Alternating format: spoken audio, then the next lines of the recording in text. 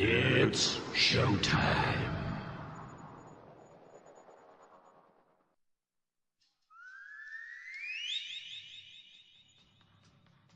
Okay, Tokyo, South America, Australia, France, Germany, UK, Africa. Here we go.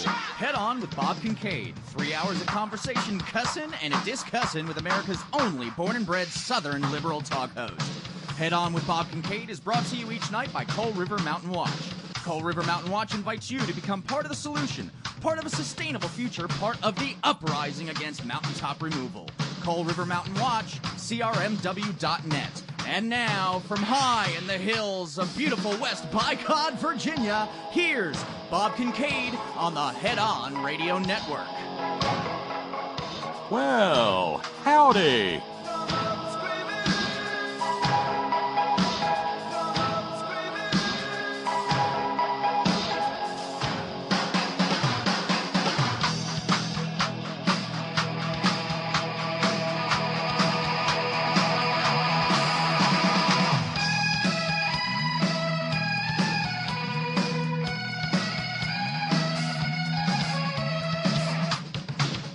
You know, I recognize that music from somewhere.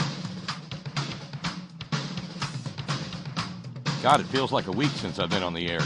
You know, kind of, because it has almost been a week. No, actually, I was only gone Thursday and Friday. This is Monday. It's the 14th day of May, 2018. This is The Horn.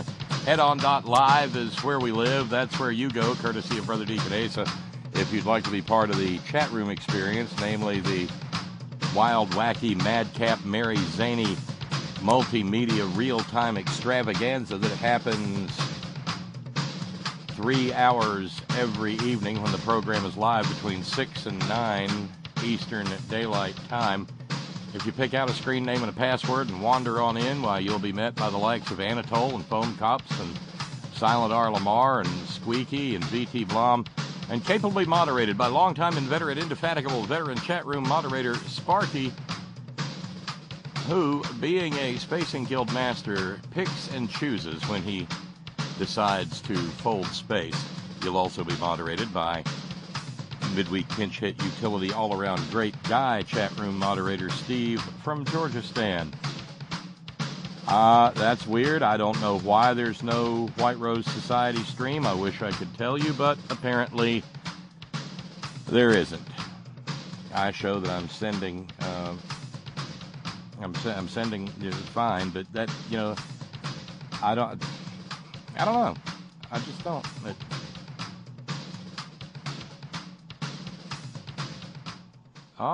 Sparky says he folded space. I don't see Man Cave in there anywhere. But anyway, maybe the White Rose stream will catch up. It's apparently running on low bit rate. Go figure. But of course, the headon.live stream is fabulous, fantastic, and working, banging on all 8 cylinders. Yep. Hi, I'm Bob Kincaid, and yeah, I've been gone for a couple of days. We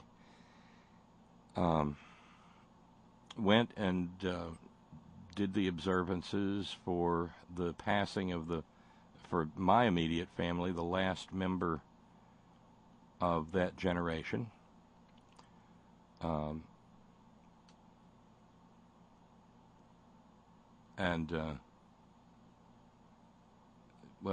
it was sad, but you can't. When somebody lives a wonderful life of 94 years, you pretty much kind of have to acknowledge how good that life was, and go from there. And so that was the case. So it was more like it was almost more of a celebration than it was a funeral, and it was wonderful to see. It was wonderful to see family and spend a little bit of time with them. And so yesterday we jumped in the car and drove 360 miles back. Okay, well, thank you. Sparky tells me that White Rose is working fine for him. Awesome. So that's over on Roku. Good. That's one less thing to worry about on my first evening back after a couple of days away, and well, frankly, that's a bonus. And well, I guess it just caught up because Marty says the HQ MP3 stream is now working. Thank you to whatever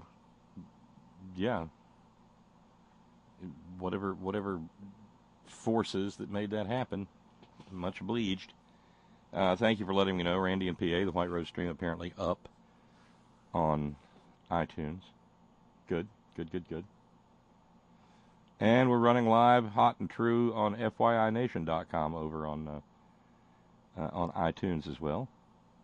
Thank you for the welcome back, Jim. Much appreciated. So that takes care of the technical aspect. I'm proud to say that even though we finished up last week, well, we didn't count Thursday and Friday. Andy jumped in with his annual subscription and took out like Thursday and a little chunk of Friday. So that's wonderful. We're not going to call that a deficit or anything because I just had to be away from the microphone. It couldn't be helped. So we've just got the usual $200 to raise this evening, which is a big, humongous jumping bonus. It's a wonderful thing. 10 at 20, 20 at 10, what have you. We have thanks to send out, as we do at the beginning of every program, to subscribers. Thank you to Matt in San Francisco. And thank you very kindly to Joseph. Thank you very much indeed for being partial sponsors of the program on a month in and month out basis.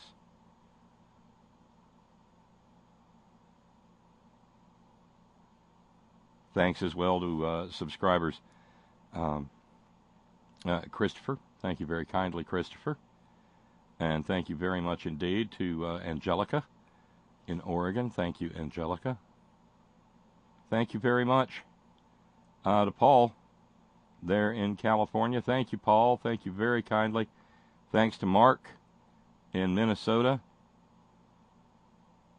And thanks to Gary up in New York. Thank you, Gary.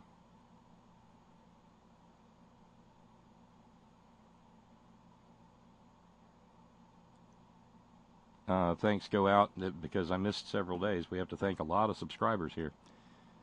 Thanks to Christopher in Oregon. Thank you very kindly to Mary Bell there in Kansas. Thanks very kindly to Brendan in Oregon. Thank you very much to Paul from Parts Unknown. Thank you, Paul.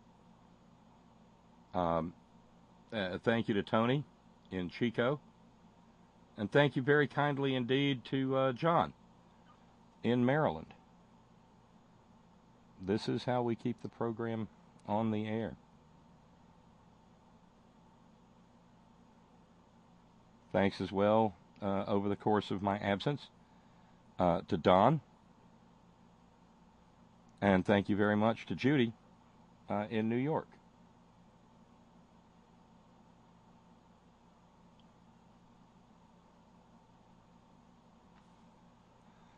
All right, so I think that covers most of the that covers the subscribers in my absence, because, like I said, it is always important to me to make sure that we thank our regular subscribers. If you would like to become a subscriber to the program, it's very, very easy. Go to headon.live, and there's a PayPal button there, and when you click it, you'll see the make this happen every month or recurring or whatever the language is. You check mark that box, you put in the $10 and you go, and then dadgummit, you will be depriving yourself of at $10 a month. You will be sacrificing less than one half of one plain McDonald's hamburger with no cheese on it or anything for every 3-hour program. Look at it perhaps as a weight loss strategy. I don't know. And thank you, Lee. Headon.live is live. Thank you. Yes, I know. Randy says the headonradionetwork.com site is still down. It's because it hasn't been rebuilt yet. And people are busy. So that's why that is. Thank you very kindly for the Willkommen Zurich, Herr Kincaid, from Steve in New York. Thank you. So that takes care of pretty much everything. Hopefully we'll raise the $200 this evening and won't have a deficit. Maybe we could do a whole week without deficits. Wouldn't that be awesome?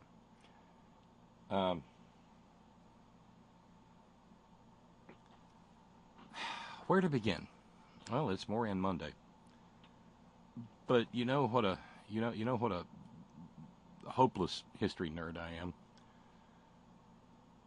So that being the case, I saw a piece of news today, and I was reminded of something else. I absolutely am fascinated with the pre-Columbian with the pre-Columbian history of the civilizations in this hemisphere before the arrival of white folks.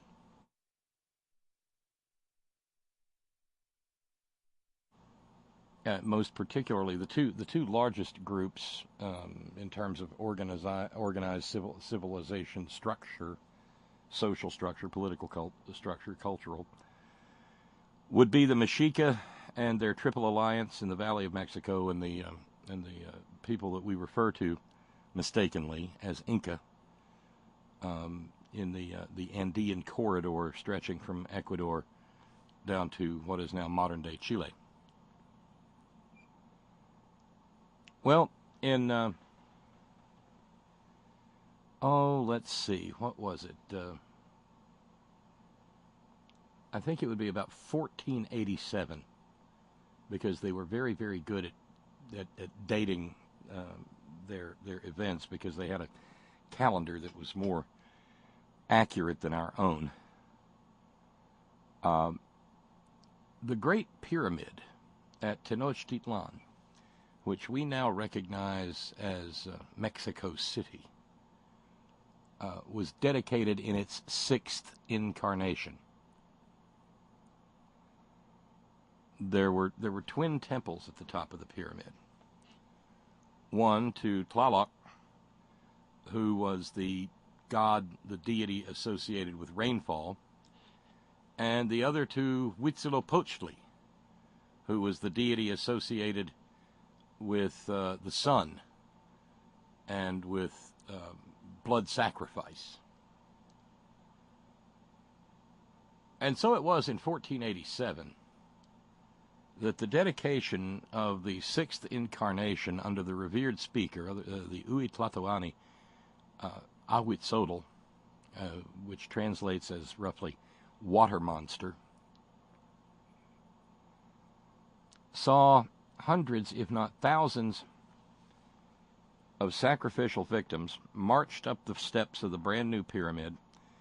They were laid back over a stone that caused their chest to sort of present itself, and using an obsidian blade that was sharper than any scalpel modern science can make today, priests ripped out their beating hearts and threw them into the maw of the god, and then kicked their corpses down the back stairs. I'm not trying to ruin anybody's dinner. I mean, this is just history, okay? This is not gratuitous. But it was a bloody affair, and it was bloody enough to be recorded in their annals, because it was necessary, having a new pyramid, a new Teocalli, a new temple.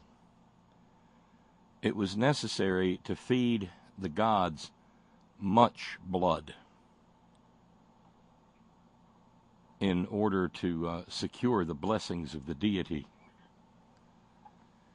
upon their new edifice. The area is prone to things like earthquakes, and you want to make sure that all the invisible magical sky beings are happy.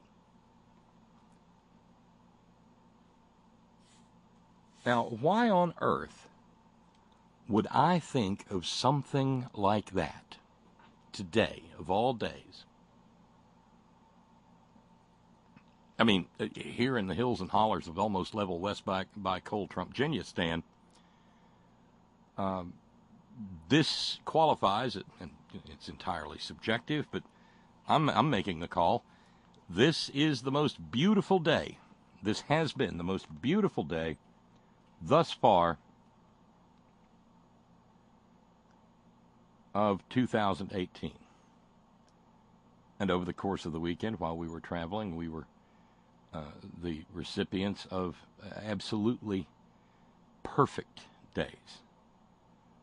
The day was even perfect as we spent literally 5 hours in traffic between Washington, D.C.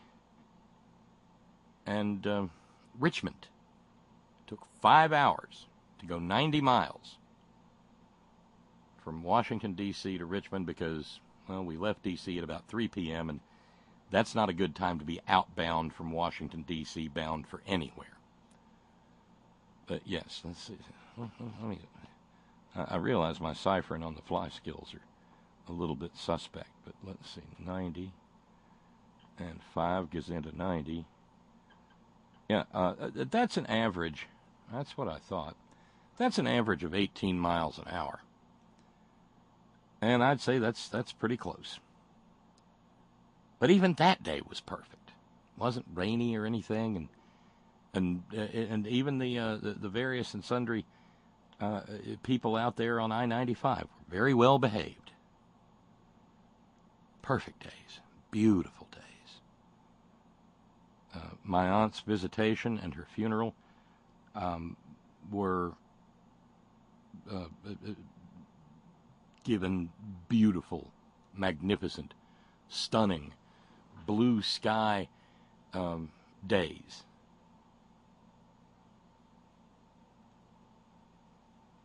What Robert Frost described as when starting clear at dawn, the day swept clearly on to finish clear at eve. Perfect days. So on such a lovely day, why would I start thinking about the dedication of the Great Pyramid in the middle of downtown Tenochtitlan and the sacrifice of hundreds, if not thousands, of unwilling victims on its dedication? Well, there's an answer. Because today, you see, okay, we have to back up for this. It was years and years and years ago that God's own party, the Republicans, declared, because they are largely in the grips of, and remember, it's Moran Monday, because they are largely in the grips of wild-eyed religious zealots and maniacs, the Republican Party passed a bill some years back saying that, by God, they meant that, the embassy of the new United States of America needed to be at Jerusalem, or Jerusalem.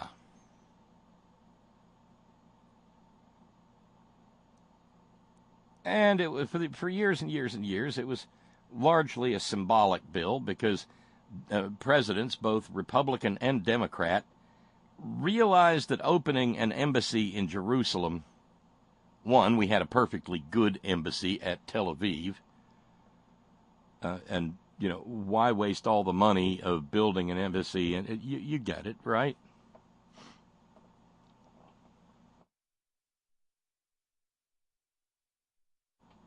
It was a fiscally stupid thing to do. But moreover, it was also a politically ignorant thing to do. It was throwing lit matches at a sea full of gasoline. And it would evince a favoritism toward Israel that would have put the lie to the idea that we, the United States of America, were good faith negotiators and good faith brokers of what has been the long-standing policy of the United States, namely a two-state solution for Israel and Palestine. So a few months back, the regime of Meta Mussolini declared that, by God, they were, and they meant it, were going to move the embassy from Tel Aviv to Jerusalem, hot diggity damn. And all the wise talking heads and the pundits said, well, Bill, yes, I realize we've said for years that, but this'll take years for the Trump regime to accomplish, so I wouldn't get too terribly worked up about it. Now back to Jim in the Weather Center.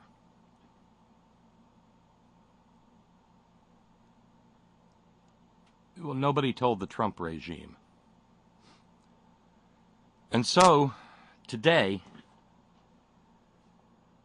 we had the grand opening with free buckets of blood for the first 100 guests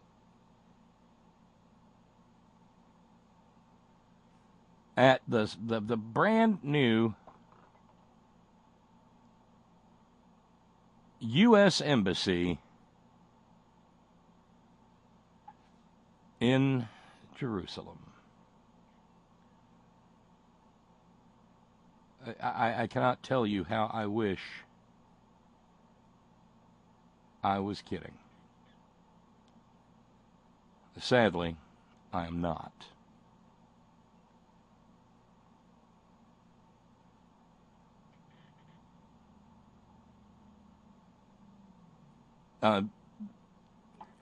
Javanka showed up. Jared and Ivanka, neither of whom can get a sufficient security clearance to actually know or do anything. I saw a headline earlier today. Jared Kushner speaks at the opening of the U.S. Embassy in Israel. I thought, really, Jared Kushner spoke? How could anybody tell? Was there a golden retriever there to hear his high-pitched dog whistle voice? But he did.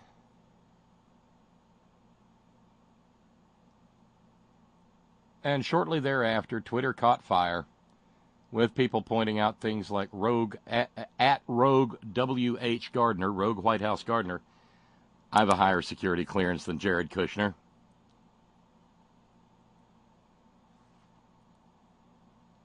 Or, let's see, Ricky Davila, who said, I just turned on my television to the unfortunate sight of Jared Kushner speaking in Jerusalem to an audience of MAGA hat-wearing cultists whilst under investigation and having lower security clearance than the White House stenographer.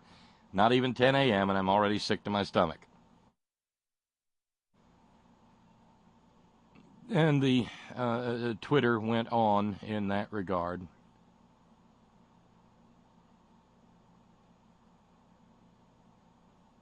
There was a picture taken of Ivanka in a red dress.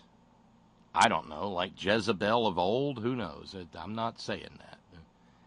But Jared and Ivanka, and mercy sakes, Lindsey Graham was there. And so was anointed booger-eating future king of America, Rafaelito Eduardo Cruz, son of Rafael Eduardo Cruz, the man who forgot to become an American for a really long time. and a couple of other maggots wearing shit-eating grins like a fox eating shit out of a wire brush. Oh, yes.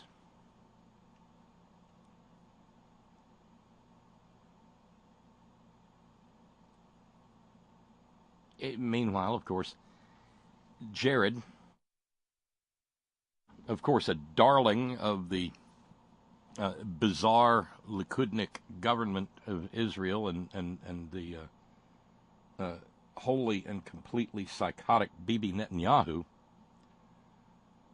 Jared's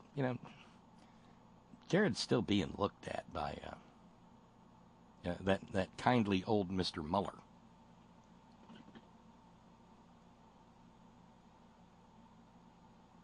But what reminded me of that day in 1487 in Tenochtitlan was what was going on outside the shiny new U.S. Embassy in Jerusalem. Because like so much of what happens in that little corner of horrible real estate, it was hell on earth today in the open-air concentration camp that is Gaza. Hell on earth. By last count, 52 Palestinians were dead. The universe ended in its entirety for 52 human beings. Beyond the 52 who were completely dead, there were 2,400 who were wounded. Why? Did they start a civil war there in Gaza? Were they fighting amongst themselves? It was just another bad day in the world's most horrifying open-air concentration camp? No. The 52 dead were slaughtered by the Israeli Defense Forces. The 2,400 wounded in various form and fashion were wounded and maimed and near killed by the Israeli Defense Forces, which, incidentally, you and I, with our tax dollars, prop up minute by minute, hour by hour, day by day, week by week, month by month, year by year, decade by decade.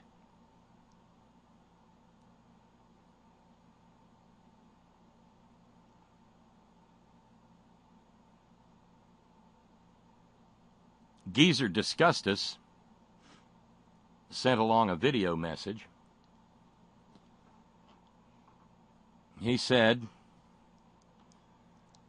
Israel is a sovereign nation with the right to determine its own capital, but for many years we failed to acknowledge the obvious. But the United States is committed to facilitating a lasting peace agreement. Yeah, well, Geezer, no, Nectarine Nero. If that's the case, this is not how you accomplish it. And you could ask, George Bush, George Bush the Elder, Bill Clinton, Barack Obama. They'd all tell you pretty much the same thing. The place is a lake of gasoline, and standing there checking out the new Flint in your Zippo, which just sounds filthy, come to think of it. That's not how you achieve a lasting peace agreement.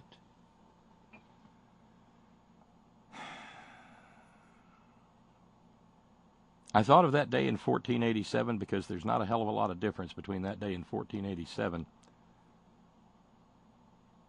and this day in 2018. Just as the great temple of Huitzilopochtli and Tlaloc was dedicated by the shedding of blood so too did the Israel Defense Forces celebrate the opening of the new United States Embassy with the shedding of blood. The protests have been going on for 6 weeks, but today it got unconscionable.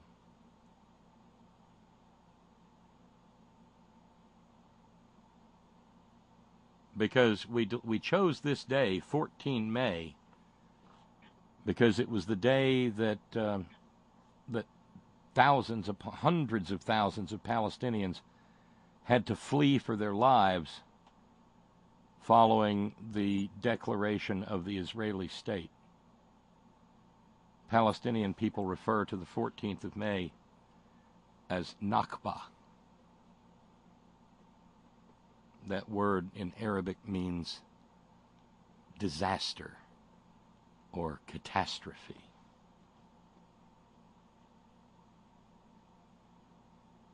According to the Israeli military, 40,000 Palestinians participated in what the Israeli military referred to as violent riots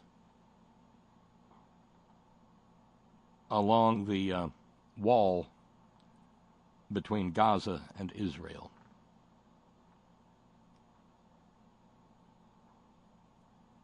They threw rocks. Reminiscent perhaps of the conflict between David and Goliath. When Goliath, armed with the best weapons of his age, his Bronze Age, a giant, they said.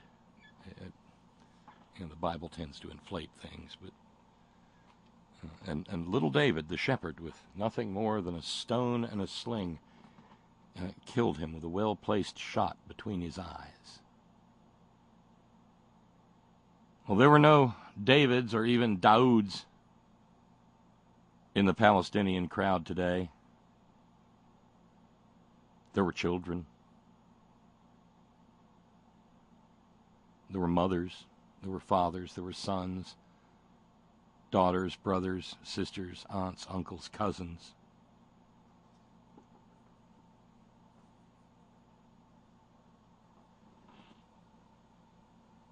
And the Israeli military placed snipers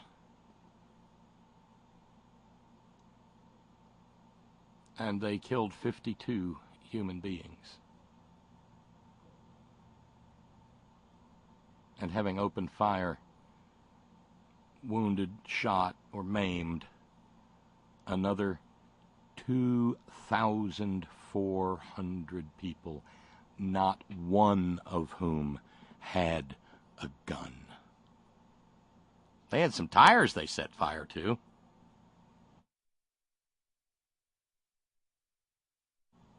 They had the aforementioned rocks. Great googly moogly. A few of them had Molotov cocktails.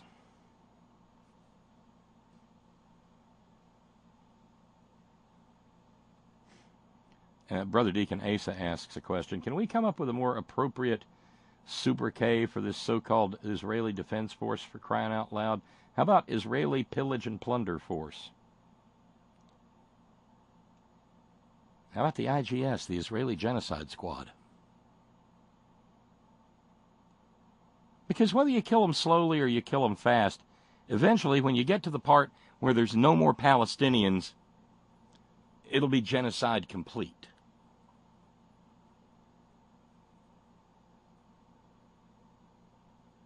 And again, a reference to my travels of the past few days. Crossed into Virginia, and Virginia's got Virginia was the first state to really begin to market itself, if I recall correctly. Way back in the 70s, they came up with that Virginia is for lovers. And to a kid who was just then sorting out what sexuality meant, it kind of made me think that I guess Virginia was just a state, a commonwealth. Damn it, a commonwealth. Chock-a-block with people just fornicating everywhere you looked. Virginia's for lovers. Yeah, okay. But because I'm grounded in history, and because history is inescapable,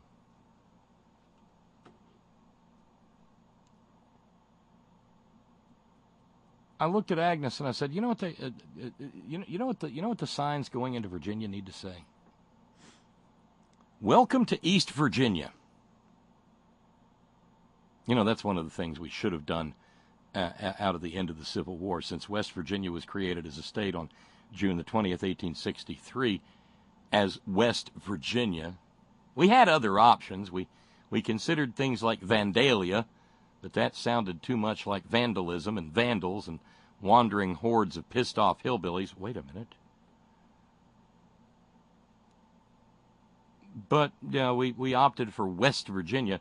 When Virginia was readmitted to the Union, we should have forced them to be readmitted as East Virginia. It might have cut down on a whole lot of geographic and civic confusion over the coming, say, 150 plus years.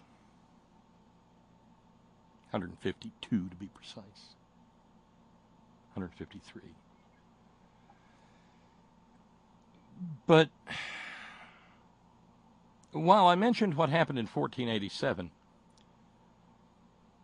next year will mark the 500th anniversary of the elimination of the Mexica people by the Spaniards, or the elimination of their state.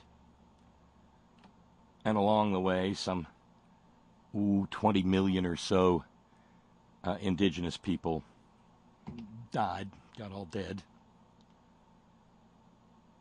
But to this day, there are over 1 million native speakers of the Mexica language remaining. And there are people who still speak Zapotec and Purepecha and Otomi. 750,000 of this, 500,000 of that. Complete distinct language groups, and they still exist. But if you drive around Virginia, you'll drive across creeks and streams and so forth that have native names for native languages of which the natives themselves are no longer extant.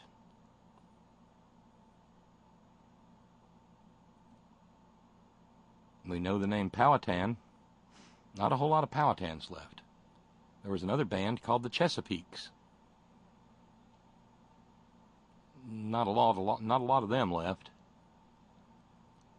And so I thought maybe Virginia needs a sign. Welcome to Virginia. The genocide started here.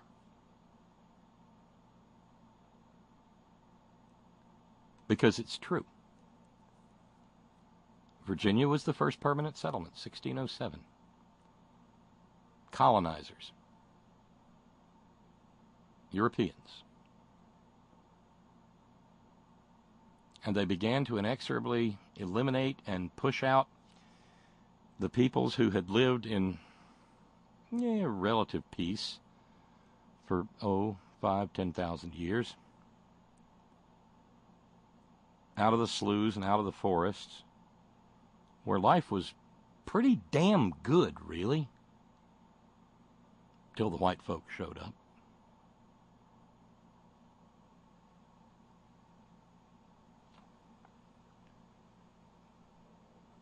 But the genocide, the English, when you get right down to it, were far more effective than either the Spanish or the Portuguese when it came to genocide. The native peoples of New England fared no better, relatively speaking. 230 years or so later, the Indian Removal Act would be passed by the Congress and signed into law by Andrew Jackson. And then you get the Trail of Tears. This is real history.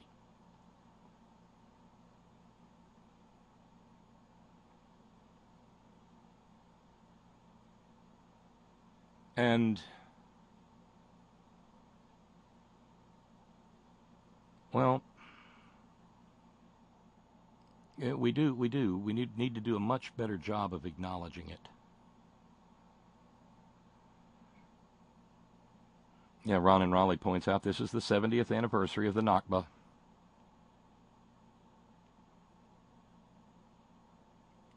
The day was honored by the Israelis by killing 52 Palestinians and wounding over 2,400 others.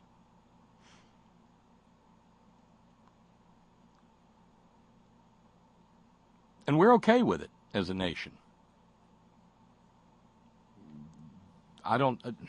Were there marches today?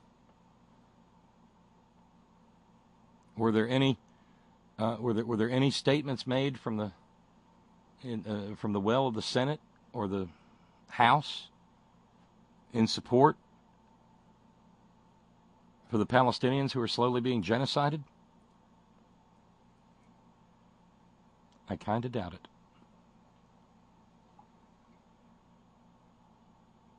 Ron in Raleigh points out we should be happy that Jared is there in the occupied territory so that as soon as all the hoopla dies down, he can get back to negotiating that two-state solution. I'm sure that's on the agenda.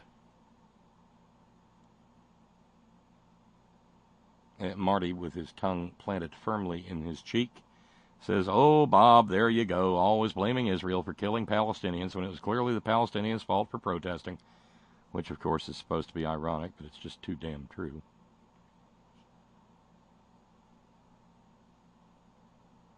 Lee in New York City says deaths in Gaza, subject line. There's a difference between the deaths in Gaza and those at the temple dedication in 1487. Those that were sacrificed probably saw themselves then as honored for being chosen to represent their people to their gods. That's absolutely true. The mythology of the time said that people who died what was called the flowery death would not have to fool with Mictlantecuhtli, the underworld, but instead that their spirits would fly straight away to Tonatiucan, the land of the sun. Think a much warmer, arguably more pleasant Valhalla, a warrior's paradise. But many of them, I understand, were probably drugged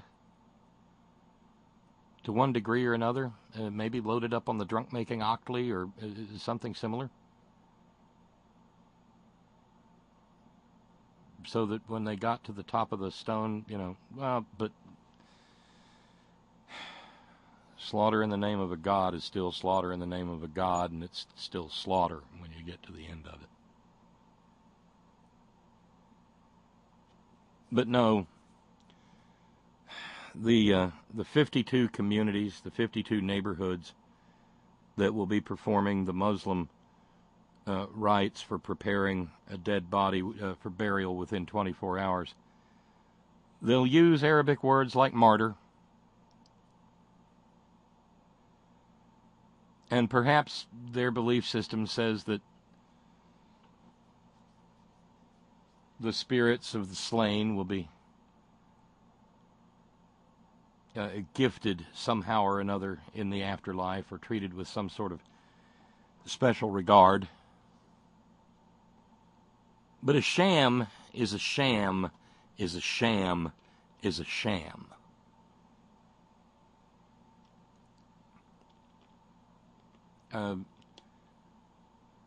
Shakespeare called death the undiscovered country from whose bourne no man hath returned, or something fairly close to that. And yes, that also qualifies, Lee, as our obligatory Star Trek reference for the evening, the undiscovered country.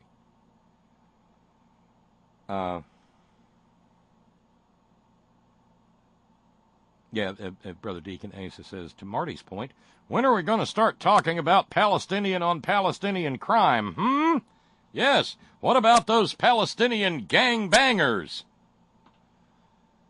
Jesus. Sometimes even sarcasm is ineffective.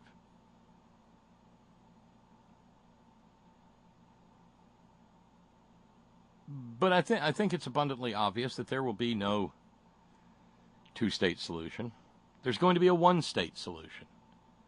And if you have been a student of right-wing hate, as I have for the past 20 or more years, you know it's what they've wanted all along.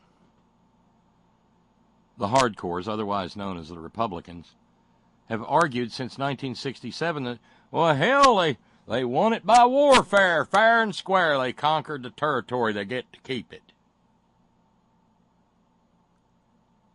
And people like the oxymoron Flush Flimbaugh have hooted about how, my friends, they won it by conquest, and force is all those people understand, my friends. Those people.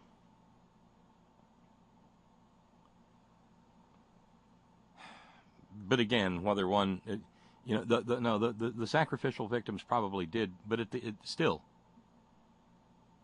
the most you could hope for was not to demean the manner of one's going.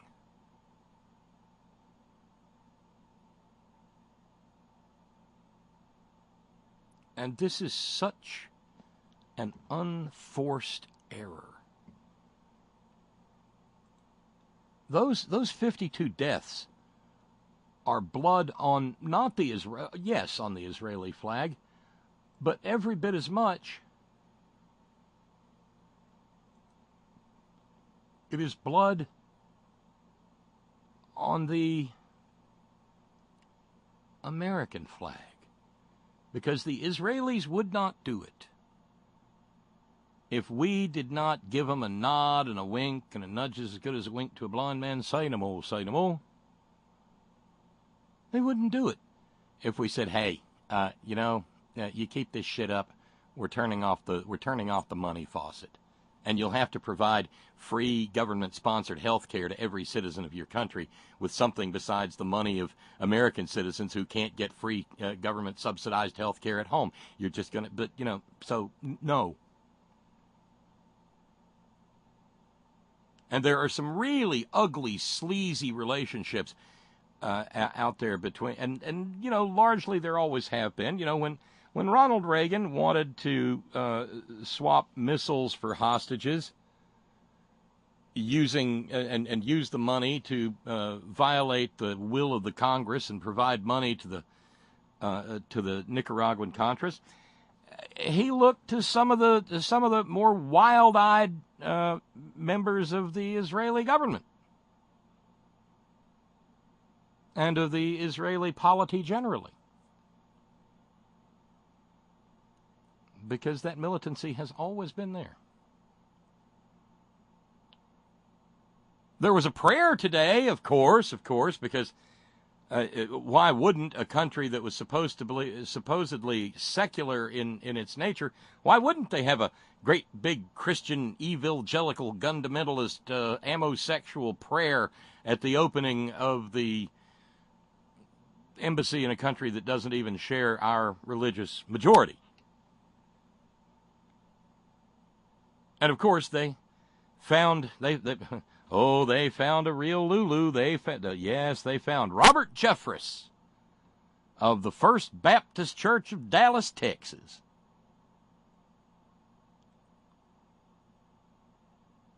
To deliver the opening prayer. Robert Jeffress, who said Jews are going to hell, because they don't have a personal relationship with their Lord and Savior, Jesus Christ.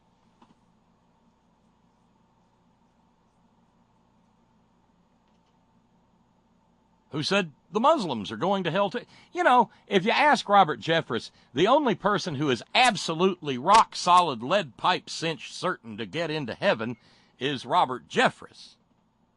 Everybody else, that's answer hazy, ask again later, as my cracked magic 8-ball says.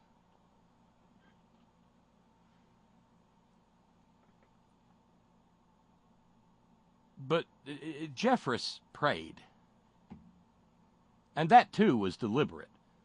The whole stinking thing is a great big dog whistle to the evangelicals, because come 2020, no matter what evil has been uncovered as having been committed by the Caratine Caligula,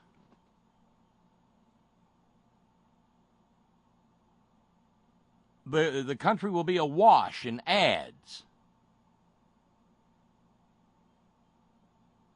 And there will be, I don't know, onward Christian soldiers being hummed by the moron tabernacle choir in the background or something. And the voiceover will say something like, Donald Trump knew that he had been anointed by God to put our embassy in Jerusalem according to scriptural biblical prophecy. Donald Trump needs your help today. Donald Trump needs your vote in November. Vote Trump for a strong America and a strong Israel. Remember, it says right there in the Bible, for those who bless thee, I shall bless them. And he's talking about Israel there, y'all. So never mind the porn star, never mind the playmate. No, never mind all the various and sundry filth and sinful conduct and the philandering and the fornicating and the adulterizing. Never mind all of that, brethren and sistren. Vote for Donald Trump because he's a Christian leader for America. And those silly, stupid sods will eat it up like it's got gravy on it. But don't take it just from me.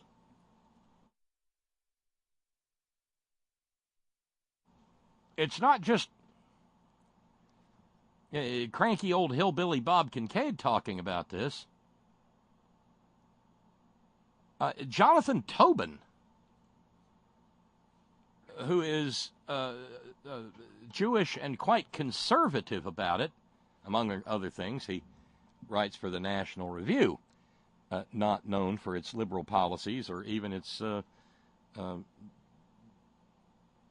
the vocal denunciations of racism, anti-Semitism, or the Klan or Nazi. No.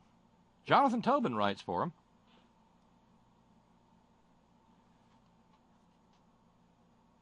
But he wasn't writing for the National Review. It was for Haaretz. And I'm saying that wrong, I'm sure, but it's Haaretz.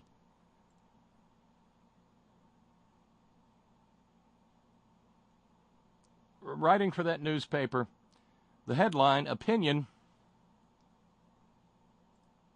Trump choosing a Jews are going to hell evangelical to pray at the Jerusalem embassy is offensive, but it's no accident.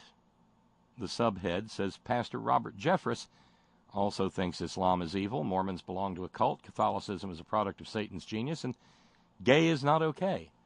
But what's a bit of bigotry and theological anti-Semitism between pro-Israeli friends?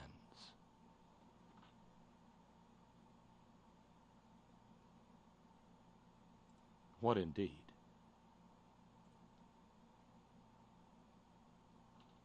He said,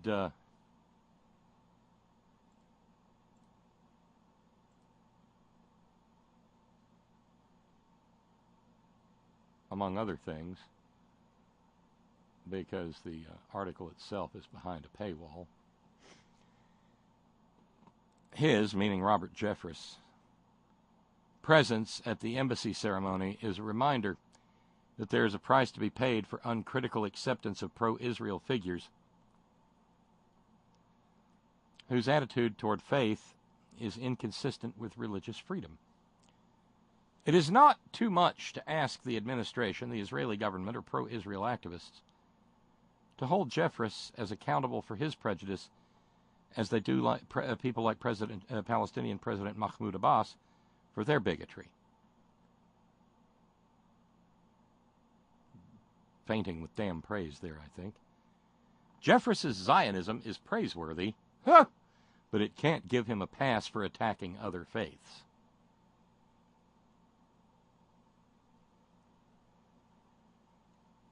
So today, there is, to use language from that book of Bronze Age hero tales and whatnot, in the occupied territories,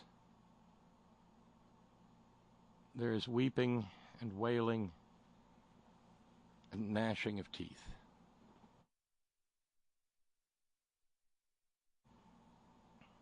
There is pain and there is agony. And, to quote the old shake and bake chicken ad, and we helped.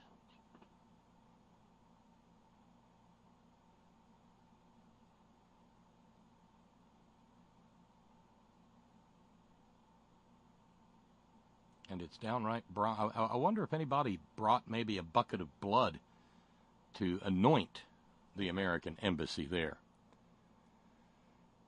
in Jerusalem. See, this is one of those consequences. You know, elections have consequences. This is one of those consequences.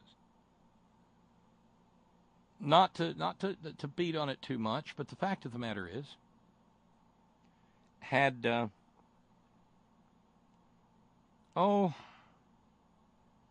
just not even 1 million more American citizens passed the quadrennial one-question national IQ test back in November of 2016, this would not be happening.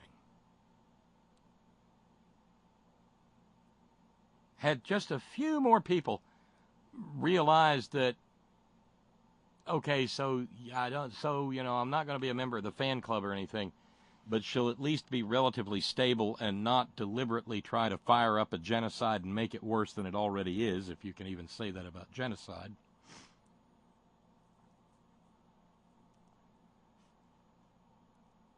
We wouldn't be here. And there's a photograph of Ivanka doing her best, for those of you of a certain age, Carol Merrill impression, or the curtain where Carol Merrill is now standing. She's got a microphone in her right hand, and she's gesturing with her left to a great big marble plaque carved and installed in the wall there at our new embassy in Jerusalem, with the name prominently displayed, Donald J. Trump, President.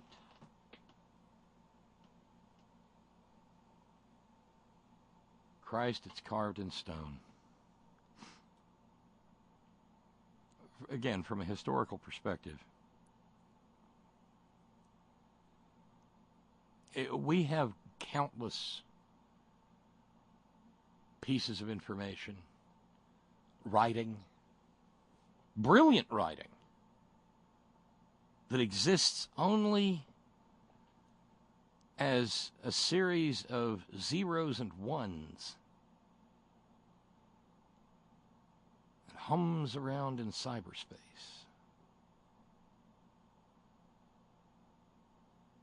The audio from this program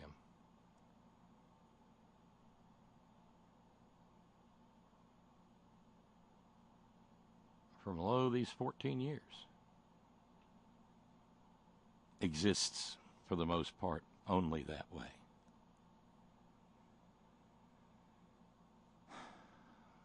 When we go scratching around in the dirt, the things that tell us the most about cultures that have gone before us are the things which have the power to resist decay. It's very rare to find cloth or leather or wood from very far back at all. You can find stone, though. There's evidence on this continent of tremendous populations of human beings, manifested only by the fact that it took a shitload of human beings to make all those flaked stone points for arrows and atlatls and spears, and going further back in Europe, the Acheulean hand axe, or back in the Americas, the Clovis point. We know that Marcus Agrippa was dear to Octavian because M. Agrippa appears in giant letters at the top of the structure in Rome we know as the Pantheon.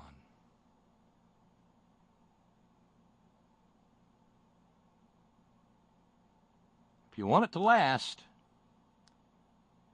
carve it in stone. That's why it's a popular metaphor for something that that we deem to be permanent. Well, you know, that was carved in stone. Well, Fred, there's only one record in all of baseball that you can probably carve in stone. Records are made to be broken. But the likelihood of this one particular record being broken is so near to the impossible as to say that you could carve it in stone. I've talked about that before. Anybody who wants to guess what that is. But yeah. And so now, carved in stone, when it never should have been carved even in silly putty, the name of Donald J. Trump, in a land where other names carved in stone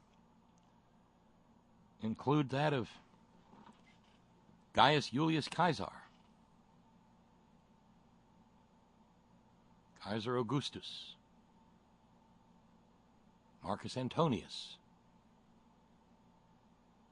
Gnaeus Pompeius,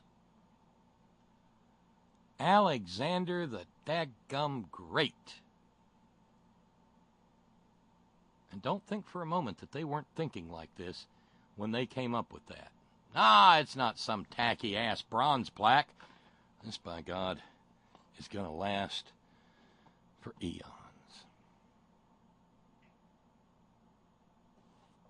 Kind of reminds me of something that Yeshua, the brown-skinned Palestinian day laborer and itinerant semi-literate rabbi who wore a dress every day of his life, said,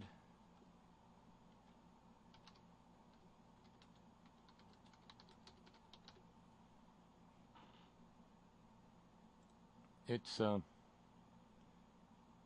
you can find it in Luke and Mark and Matthew. Matthew, Mark, and Luke. They're called the Synoptic Gospels because they all come from a common source.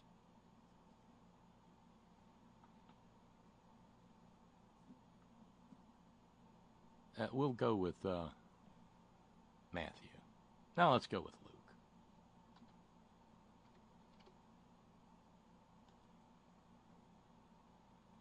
Because Luke is by far the more elegant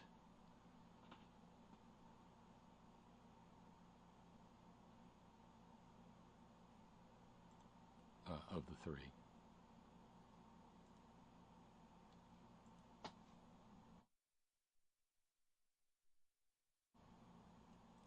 In it, Yeshua is trying to tell people about just how shitty things are going to get in that neck of the woods.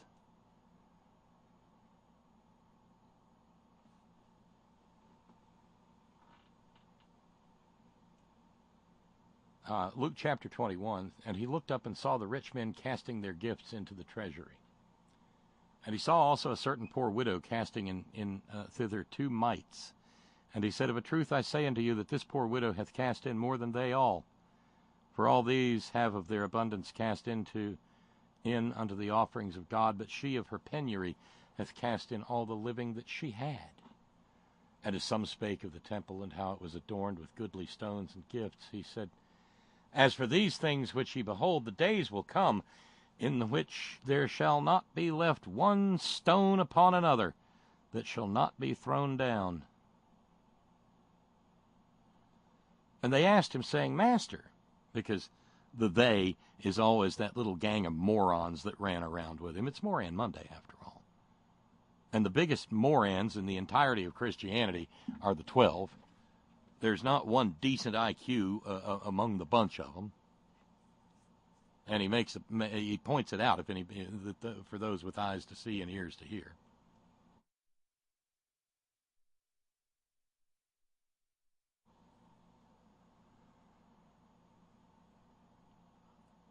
As for these things which ye behold, the days will come in the which there shall not be one stone upon another that shall not be thrown down. And they asked him, saying, Master, but when shall these things be? And what sign will there be when these things shall come to pass? Because, they were kind of weaselly. Well, he's going to tell us what the signs are, so we'll know to get out of town. And he said, Take heed that ye be not deceived, for many shall come in my name, saying, I am Christ, and the time draweth near. Go ye not therefore after them, but when ye shall hear of wars and commotions, be not terrified, for these things must first come to pass, but the end is not by and by. Then said he unto them, Nation shall rise against nation, and kingdom against kingdom. This is kind of like parlor trick prophecy. He's describing what had been going on in that neck of the woods since folks first settled down and started farming.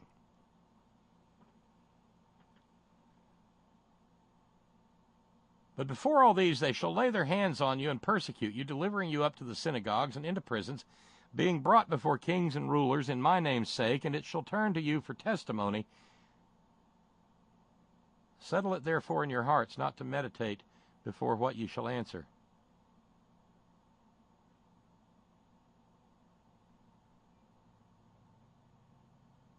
And when ye shall see Jerusalem compassed with armies, then know that the desolation thereof is nigh. Then let them which are in Judea flee to the mountains, and let them which are in the midst of it depart out, and let not them that are in the countries enter thereunto, for these be the days of vengeance, that all things which are written may be fulfilled. And they shall fall by the edge of the sword, and shall be led away captive into all nations, and Jerusalem shall be trodden down of the Gentiles until the times of the Gentiles be fulfilled. Yeah. But like I said, it's parlor trick prophecy. You could say that about all kinds of places.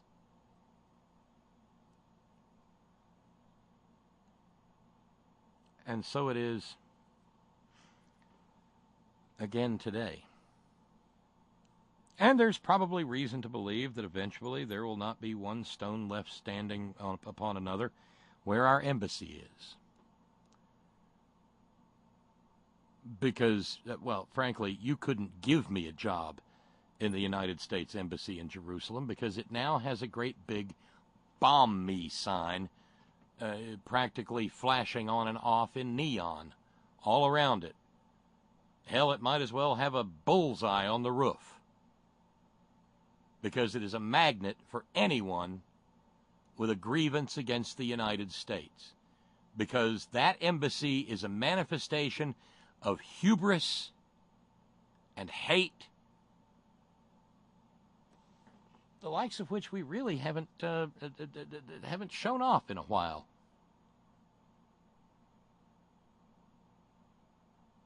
And so it too, I'm not saying I know anything, I don't. This too is just cheap parlor trick prophecy.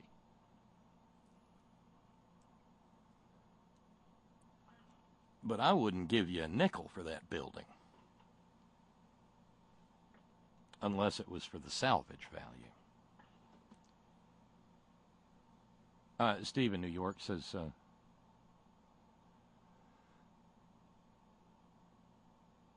today in Israel, I have to confess that one of the most disgusting things, at least that's what I heard, is that the bloated, unpopped hemorrhoid John Hagee blathered something. I wish the Israelis understood just truly how anti-Jewish that pustule is. Well, yeah, I know, Steve, and they're taking a sort of pragmatic existential approach to it. Because for the most part, the Israelis snicker up their sleeves at the silly, stupid Christians who think that cousin Jesus is coming back. And so, if they can use the that organization that Hagee founded, for instance, Queefy, Citizens United for Israel, if they can use the rubes, take what the rubes have. And if they want to sit around privately praying, hosannaing, and and hopping up and down and dreaming of the glories of that great getting up morning when Jesus is going to call all the good Christians to Jerusalem and hand everybody a frog gig and say, tell them they can confess Christ or die, and when they don't, gig them. Hoo-wee, praise Jesus. That's going to be a great morning because they're going to slaughter all the Jews.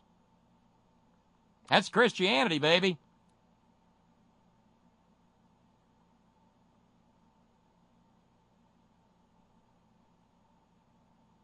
And so the Israelis, they're like, so what? It's cynical, but it's not surprising. Ron in Raleigh says, hey, Bob, remember when we were trying to sanction South Africa and set up a boycott? The Israelis are trying to help South Africa get a nuke. Our staunchest allies keep building in the West Bank where the two-state was supposed to be located. Not going to happen. No, it's not. Marty says, just to be absolutely technical, but wasn't Christ supposedly king of the Jews, which would make them his subjects? And never mind, I have a headache. Nah, that's just what they put up there on the sign above the cross, INRI. I'm nailed right in. Jesus Nazarenus Rex Judaicum. That's what he was accused of saying he was. Right.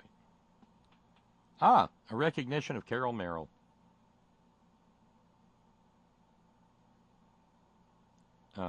Lee says, there's too many differences with your Carol Merrill reference. Carol Merrill did not speak during the show. Unlike Donald Trump, Monty Hall always made deals. Monty Hall's deals did give money to common people. Carol Merrill never presented herself as more than her actual role. Monty Hall did not lie. And unlike Donald Trump referring to Ivanka, Monty Hall never made a sexual reference about Carol Merrill. Oh, Stormy, you were great. You remind me of my daughter, Ivanka.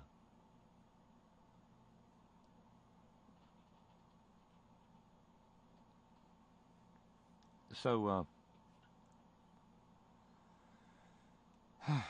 I felt, just it hit me. It hit me out of nowhere. 1487, 2018. What is that? 529 years.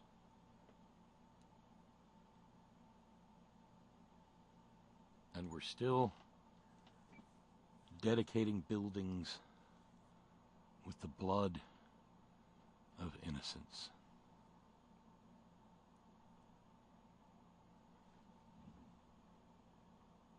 Just, wow. Wow. So it's 13 minutes past the hour. That'll do for a filibobster for this Moran Monday. But to paraphrase the Gospels,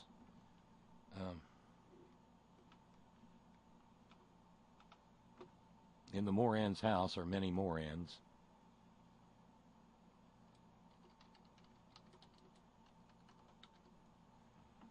Oh yeah, far too many.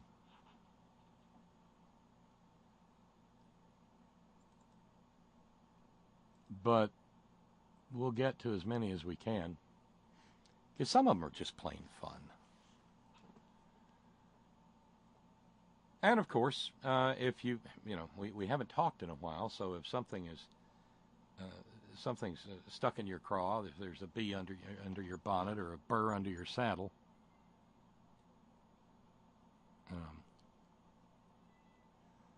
a tick in your tuchus, then by all means, ring up the program, 304-574-8178, or toll free, 844-843-4676, 844-THE-HORN. And from anywhere on the planet, Bob Kincaid Horn, BOBKINCAIDHORN, Bob Kincaid Horn. That gets you into the program and gets you into what we refer to here as conversation radio.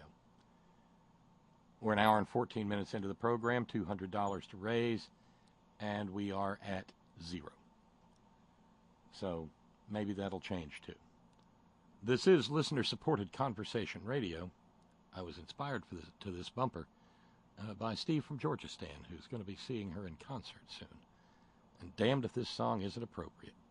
I'm Bob Kincaid.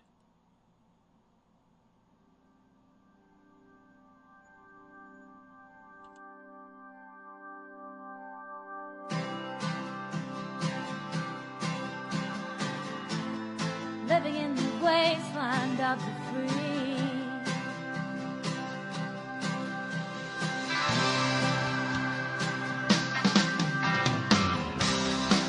We got preachers dealing in politics and diamond mines, and their speech is growing increasingly unkind. And they say they are Christ's disciples.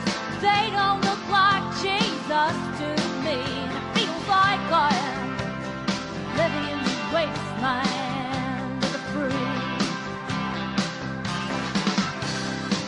We got politicians running races on corporate cash.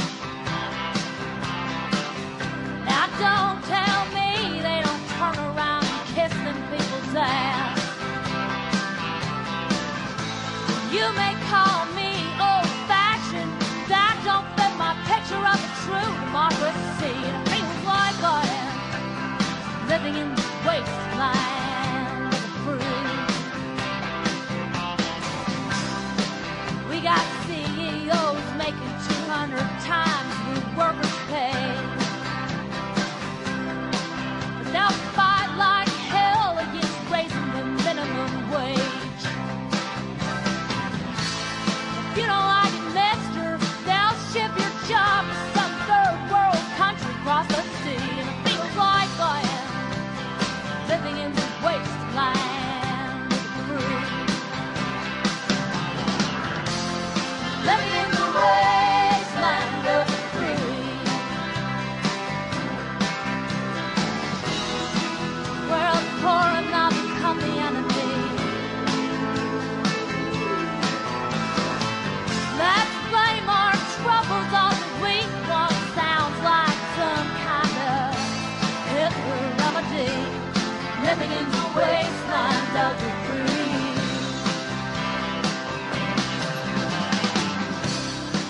We got little kids with guns fighting inner city wars. So what do? We put these little kids behind prison doors. We call ourselves the advanced civilization. That sounds like crap to me. Feels like I am living in the wasteland of the free. We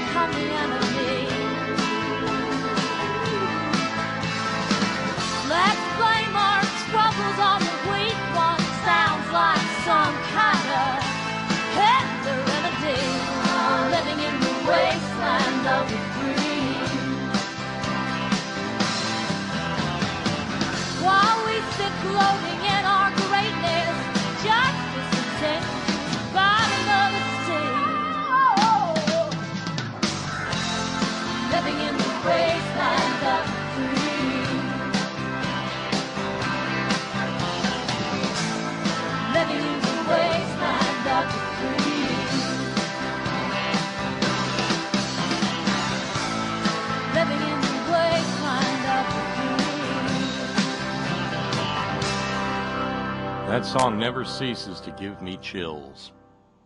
Iris DeMent, Wasteland of the Free. Golly Moses, how old is that song now? And how does it stay so damn relevant year in and year out? You know, especially when Republicans are in power or have the bit in their teeth, which is what that is. Thank you very kindly to Charlene and to John. Thank you very much indeed. We just knocked down the fundraising goal by let's see, $165 to go to finish the evening off. Thank you very kindly again, Charlene and John. Thank you so much indeed. 1995, Steve? Wow. Because the politicians in diamond mines, that's Pat Robertson, right? Jeez. That's stunning. Well, how does it stay irrelevant? Will in Chicago says, because we always have a bumper crop of morons and worse, Bob. That's why it's relevant. That's the truth. Okay, Moran Monday, and like I said, we have more Morans. And yeah, it's a little like fish in a barrel, but how do you not do this? I mean, great googly moogly. Tracy sent me a note earlier pointing the story out to me. And wow, just wow.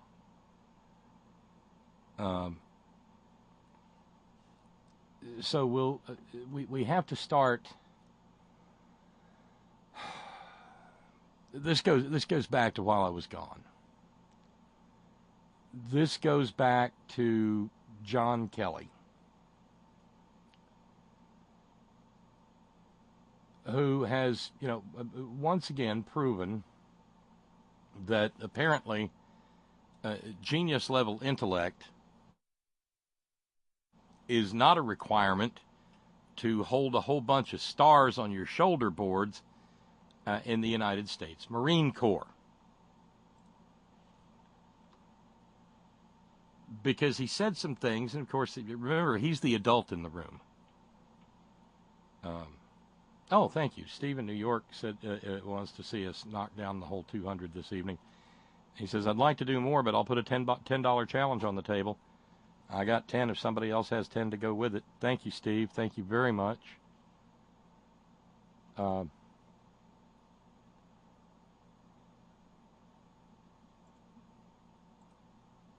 Hopefully that'll get met pretty quickly.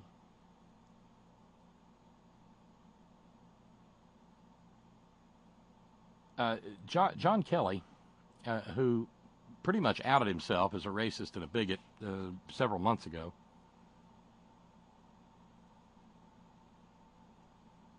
and he said that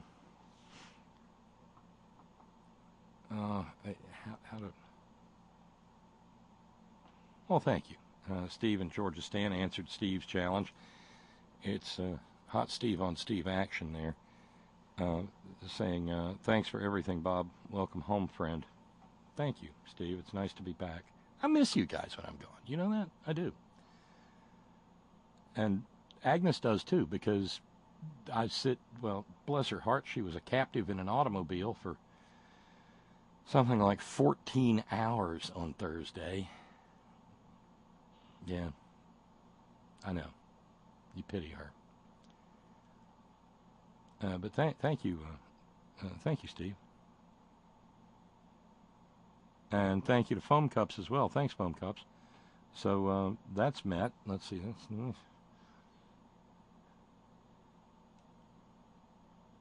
We're down to $125 to go to finish the evening and be okay. So anyway, John Kelly said stupid things about immigrants. About how they're just not as good and American. They're not as good at being Americans as Americans are. That's a distillation, but pretty close. And this started a whole bunch of it started a right-wing tsunami of stupid, because that's how they roll. He gave an interview to NPR and decided that he was going to explain to America, especially all those goddamn liberals that listen to NPR. He said, the vast majority of the people that move illegally into the United States. I don't know why that's the voice for John Kelly. It's kind of a buck, not a buck turd. It's kind of a General Jack D. Ripper voice from Dr. Strangelove. The vast majority of the people, Mandrake. See, if you throw a Mandrake in there, it gives it all away. The vast majority of the people that move illegally into the United States are not bad people. Helps if you've got a cigar clenched in one side. They're not criminals. They're not MS-13. But they're also not people that would, and this is where he got his hole dug real good and then kept digging. They're also not people that would easily assimilate into the United States, into our modern society. They're overwhelmingly rural people. In the countries they come from, 4th, 5th, 6th grade educations are kind of the norm. Sure you're not talking about hillbillies there, John? They don't speak English. Obviously, that's a big thing. They don't integrate well. They don't have skills. Well, one, if you're a farmer, you have skills in farming. You have rather significant skills, proven by the fact that you were a farmer and successfully fed your family until, some disaster came along and wiped you out and you had to apply feet to street. But John Kelly, well, that Kelly last name, that's not the Kellys of the baronial estate of Lord Kelly of Thumbbutt in merry oldie England. He is a scion of the same, and I mean no disrespect in this, of the same dirt poor desperate Irish who crossed the Atlantic Ocean in hopes of not dying during a time when, frankly, Mother England didn't care if every Irishman and woman and child in Ireland died. It was so bad that Jonathan Swift had to shame, or at least attempt to shame, the English with his pamphlet, A Modest Proposal. You remember A Modest Proposal? It's an early example of brutal, biting satire in which he suggests the adoption of young Irish children so the English can just eat them. He didn't really mean it. But it caused quite the uproar.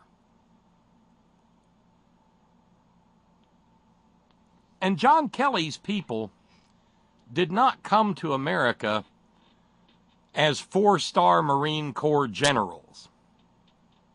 Hell, they didn't come to America as 6th grade educated Kellys, or whatever else they were. They came to a Boston that likely still had signs in it depicting, and, we've always had a racist streak in this country. They came to a Boston, Massachusetts, at a time when Irish people were not considered to be, come on, work with me, white people, and were depicted in drawings by people like Thomas Nast as apes, monkeys, layabouts, thieves, drunkards, criminals, gang members. Dead rabbits, anyone?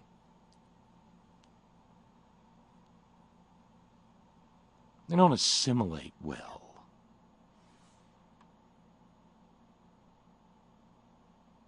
Well,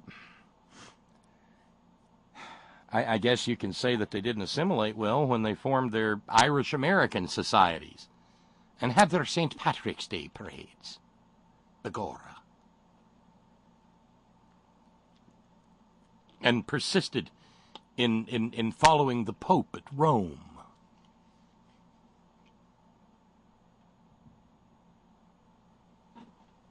What an asshole! And wait, I'll wait a minute. Let me check in with Kitty in Boston and Terry in Amherst, where only the H is silent. Isn't there a term up there? I think it applies largely to driving, but it can be extrapolated into. Isn't there a word up there called massholes? I don't know if Bob's listening tonight, but I've heard that from time to. These are residents of Massachusetts who do not reflect well upon the larger body politic of Massachusetts generally. Massholes. John Kelly, methinks, is a masshole.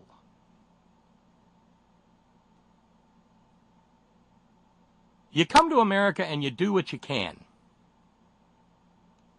You know, after the genocide, welcome to Virginia. Genocide begins here. Welcome to Massachusetts. Us too!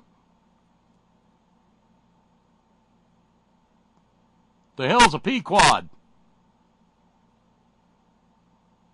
All right. There are people who come to this country. I've met them. I've ridden in cabs in D.C. with physicians and architects and chemists and physicists who came to this country looking for what they presumed would be a better life, or if nothing else, one where they wouldn't run the risk of being killed every day of their life, say, for their political beliefs. Joke's on you. Agnes and I had a cab ride in D.C. on Thursday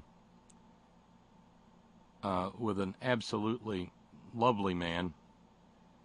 We were listening to some sort of talk radio, and he turned and he looked at me and he said, "Can you kindly tell me what it is that Donald Trump thinks he's doing?" I said, "My friend, you've made your first mistake." "I have? What is that?" You're making the assumption that Donald Trump thinks.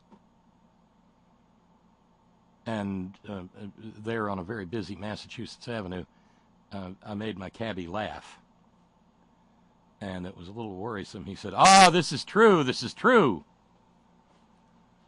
And he said, "But it is a dangerous world we live in. Why would he want to make it more dangerous?" And I said, "Because there are about a third of the people of this country who are perfectly okay with that, who thinks that the world will finally just understand and knuckle under and let Donald Trump rule the world as absolute dictator." And he wasn't laughing anymore, and he got very serious, and he said, "Oh, my friend, they don't want that. I know what that is. They do not want that." I said, "Yeah, but that's the problem. They believe they do. Because it won't touch them because they're not the wrong people." It was a short cab ride, just between Union Station and the Cannon House office building.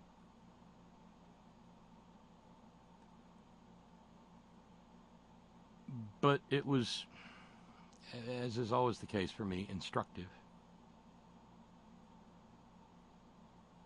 A group of a Nigerian family, who, interestingly, Nigerians entering the United States generally are the most highly educated immigrant group in the entire world.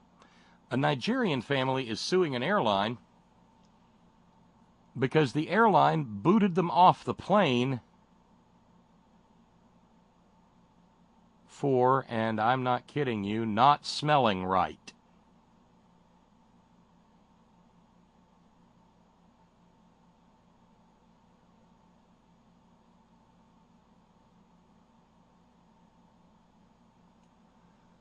You know, greatest country in the world, yada, yada, yada, yada.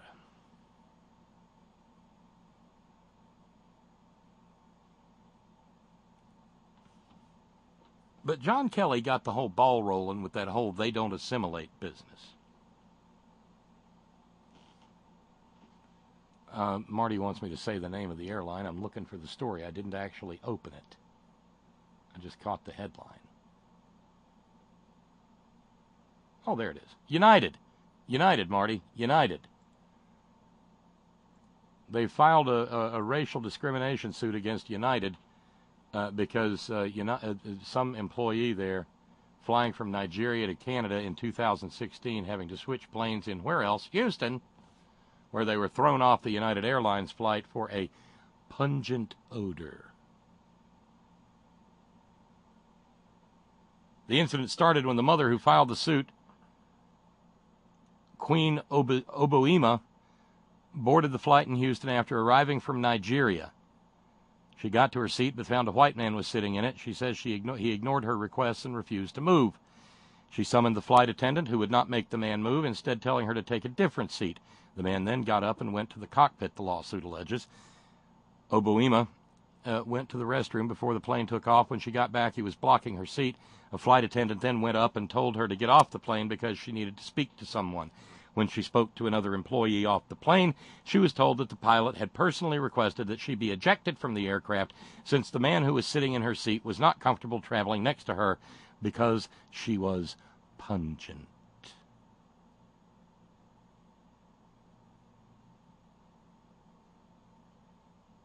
Oh, it gets worse. The woman asked to speak to her children who were still on the plane, but the request was denied. So she stood in the in the terminal of the George H.W. Bush International Airport, bawling her eyes out while her luggage and her children were taken off the plane that they were supposed to be flying to get to their new school in Canada. The fuck is wrong with United Airlines? That old friendly sky things is right out the window, isn't it? Whew.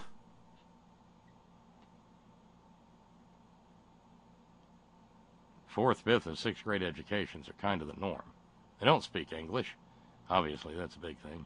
They don't integrate well. They don't have skills. Mm-hmm.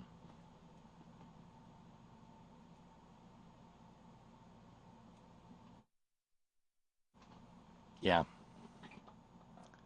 So that then created a bit of a furor because this occasioned White Power Barbie, Tommy Lauren, all of 25 years old and just fulsome with the wisdom that 25 years conveys upon one. I think I'm being a little bit of a smartass there. Yes, that's right. That's right. Steve points out. And then there's this, right? Give me your tired, your poor, your huddled masses yearning to breathe free, the wretched refuse of your teeming shore. Send these, the homeless, tempest-tossed to me. I lift my lamp beside the golden door. Steve says, this doesn't strike me as us welcoming the best people. No. And, you know, there's probably... Now, what Emma Lazarus is saying there is that the genius of America is that we can take what other countries can consider to be their refuse and allow them to flourish and achieve their own greatness.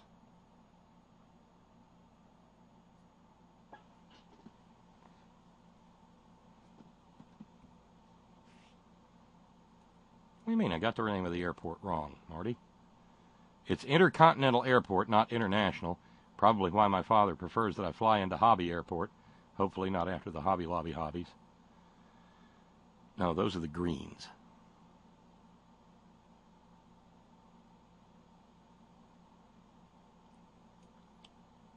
Lee with a note, the Irish in America. I remember being told that a significant number of Irish wanted to contribute to this nation. Law enforcement was a common choice for those Irish people. Forgive me, I've had a momentary Blankenship moment. Irish people. China persons. Yes. Irish persons.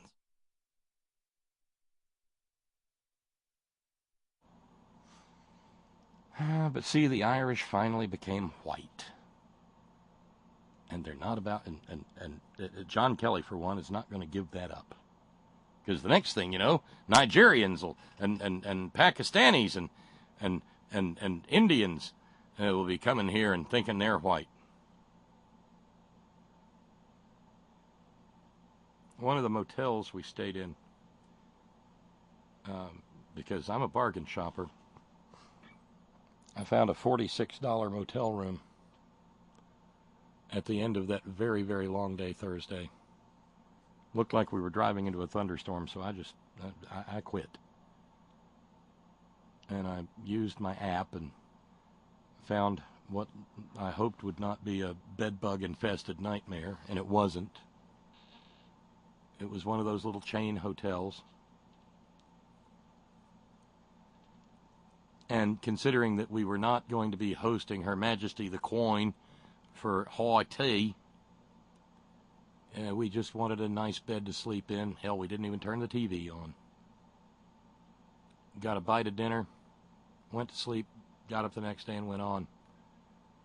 But the entire family that runs that hotel lives in the relatively tiny space that is the front office. You walk in, there's the front desk, and there's a door behind the front desk, and that's the living space for the young woman, her mother, her father, and her brother. And they do all the work. They do all the laundry. They change all the beds. They put the towels back. They put the little, sanitize for your protection thing on the toilet seat. They replace the soaps. They make sure the locks lock.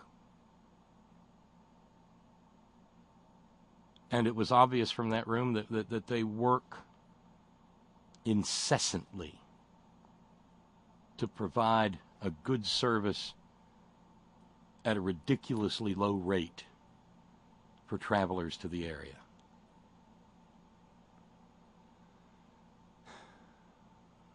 And they were from South Asia. I don't know.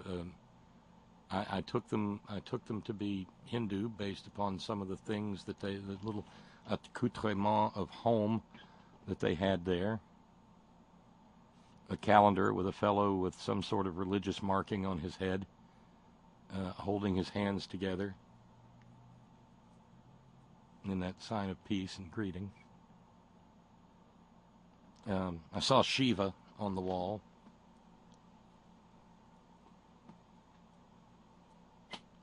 And the young woman who was a high schooler who came to the desk at 10 o'clock when we finally checked in. As we checked out the next morning, she was there as well. And I said, "So who's the guy on the calendar?" She said, "I have no idea. My parents put that up." I said, "Good." Or I didn't say good, but in my head I went, yeah, okay. These are the people John Kelly says aren't assimilating. One generation in, and the kid can't recognize the cultural icon from home who's on a freaking calendar. I'd say she's working pretty hard at assimilating. And not to get maudlin or anything, but I was pleased as punch. Because walking away, because everything is fucking politics in this country now, thanks to Trump. I walked away and I said to myself, and I said to Agnes when we got back in the car, I said, I just saw what's going to make America great in the future. Not again, but make America great in the future. I just looked the future of America right in the eye, and I liked what I saw.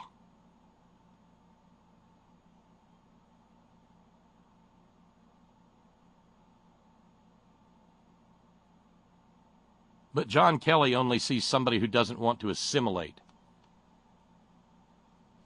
Not a lot of time for assimilating when you're working 24 hours a day, 7 days a week, running an econo lodge.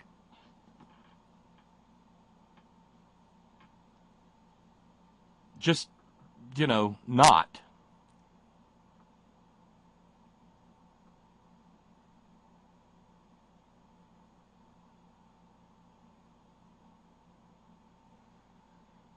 So,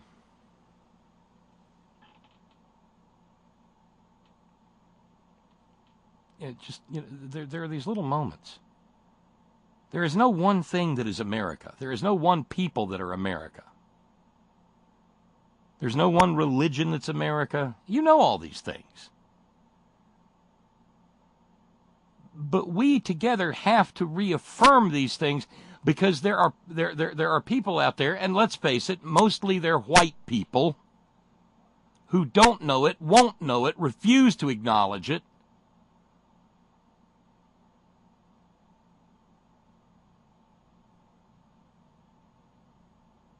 And they can't even understand that people will abase themselves, debase themselves, just to be here. Will do things that their own parents would never have allowed them to do in the old country, just to be here. Will do jobs that, good God-fearing, upstanding, Bible-believing, Christ-centered, evangelical, fundamentalist, amosexual, Christian, white folks goddamn well will not do, and will find a way to get on the welfare to keep from having to do. But that's okay. They're white, so welfare's okay for them. James with a note, that group of morons opining on world problems, they're usually holding forth at the neighborhood bar. Well, they all wound up sitting in the White House, cloaked in immense power. It's getting much harder to ignore them. Yeah, no kidding.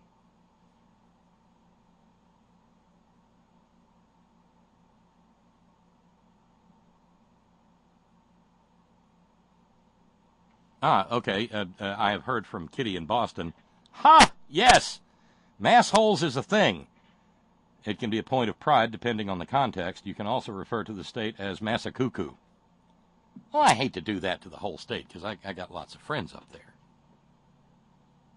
But, hey, John Kelly, he's y'all's. Can't foist him off on the rest of us. They don't assimilate. And so that's where white power Barbie comes in. Tommy Lauren, with the immense quality of the collected wisdom of her 25 years. Ah, yes. There is that. That great prophet, Professor Spicoli, pondering John Kelly. Yes. You dick! Yeah, that's exactly. And thanks for the reminder, Steve. Thank you. No worries.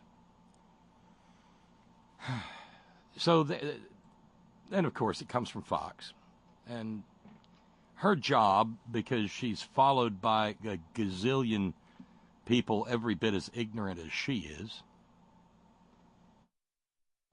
is to keep them constantly inflamed to a tender turn. And so she showed up being questioned or conversing with Jesse Waters. You may remember Jesse Waters. He was the stalker guy that used to work for O'Reilly and would camp out with cameras and annoy people. Well, now they let him actually sit on a news set. And they brought on there's another secondary reference for Tommy Lauren now, as Tracy pointed out. Xenophobic Rage Barbie. Everything ends with Barbie. Compassion is hard. That's what she says when you pull her little string. Well, there's no more strings. You probably just press her right palm. It immediately pops up into a salute. And yeah, right. So get the... yeah, I bet. Get the hockey puck. This is a Moran. Oh boy, oh boy, oh boy, is this a Moran.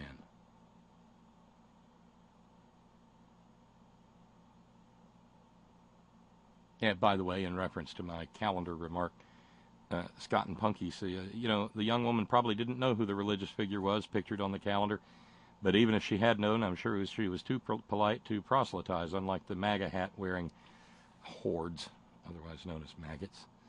Oh, just get the duct tape and the hockey puck. Let's get it on. Let's get to it.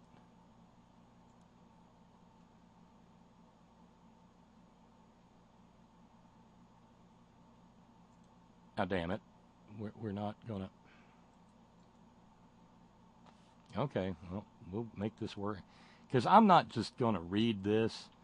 This needs to be heard in her own voice. Because Moran.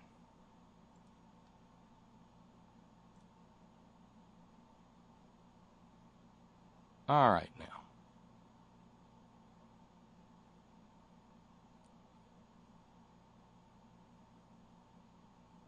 Try this again.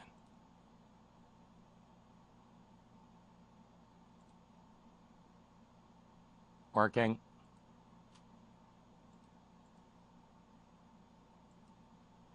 All right, so stop. More than one way to...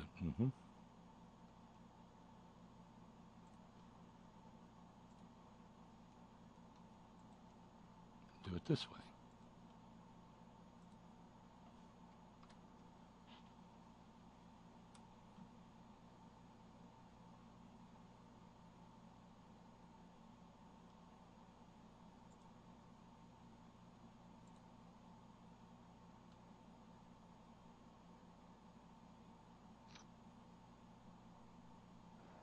Well, these people need to understand that it's a privilege to be an American, and that's a privilege that you work towards. It's not a right. You don't just come into this country with low skills, low education, not understanding the language, and come into our country because someone says it makes them feel nice. That's not what this country is based on. We are based on the rule of law, and we believe in bringing the best people into this country to make it even better. That was 23 seconds. There's a little bit left. But that's somewhere, as she was uttering it, Mussolini, Caribou Barbie, Godzilla from Wasilla, Sarah Palin. It's one of those, when you get the cold chill and somebody says somebody just walked across your grave. Sarah Palin got something like that when the Crown Plaza. When she was saying that.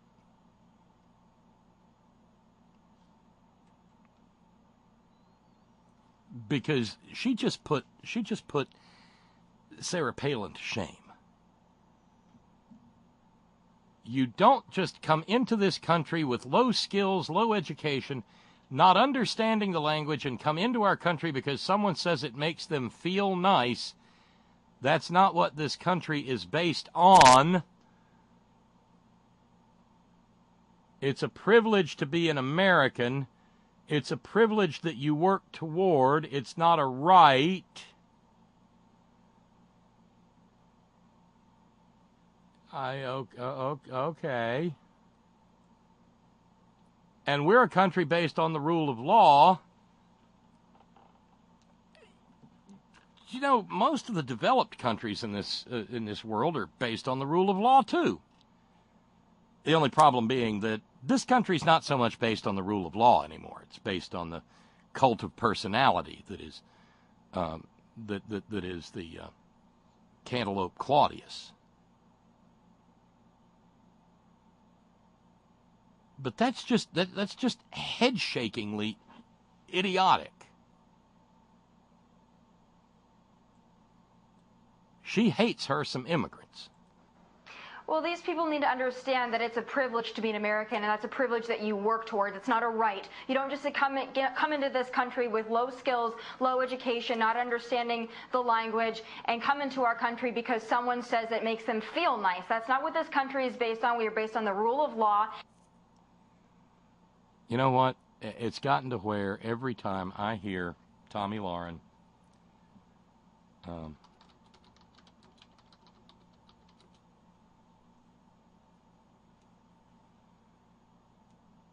my mind replaces her with something else. I personally believe that U.S. Americans are unable to do so, and the Iraq, everywhere like such as, and I believe that they should, our education over here in the U.S. should help the U.S. and the Asian countries, so we will be able to build up our future for our children. Thank you very much, South. Yeah, and such as? Because frankly, there's not a dime's worth of difference between what she said and, you know, this.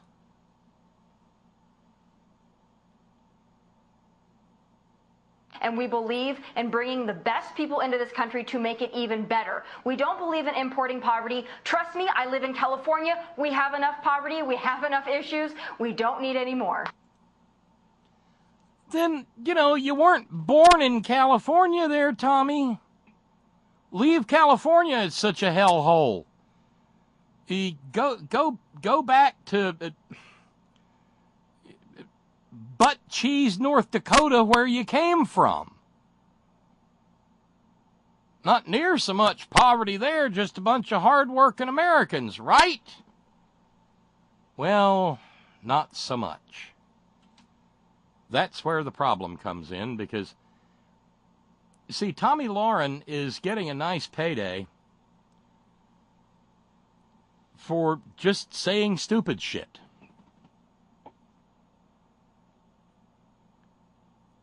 And so, when you've got somebody like Tommy Lauren, it's almost impossible that the goddess of irony isn't going to notice. And notice she has. So when Tommy Lauren goes to blithering on about immigrants who come here and don't even learn the language and don't assimilate, you know, those overwhelmingly rural people that John Kelly was talking about, well, enter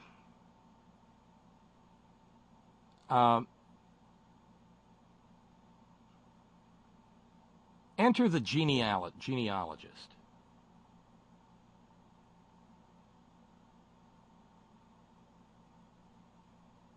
Okay? Because, well, this country, the United States, has a fascination with genealogy. And we loved it because we are kind of rootless and bootless, and we like to know where we came from. I'm fascinated with it. I sat down and started reading last night a lengthy history of one of the family names that exists in my family tree, written by someone of that name in 1904 in Pittsburgh. And he was meticulous. And there's some fascinating stories in there. Robert in Australia. Subject line, 23 seconds. 23 seconds of Tommy Lauren. Does not compute. Does not compute. My brain just burned out. Signed, Robert from Oz, which the flat earth community now deny exists. Wait a minute. Non-existent Robert from non-existent Oz. Yes, I know exactly what you mean.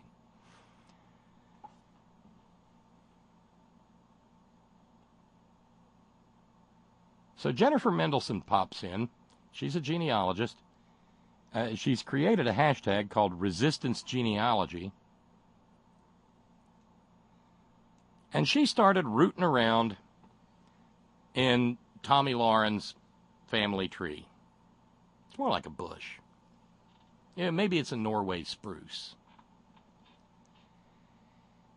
And there's all kinds of data out there.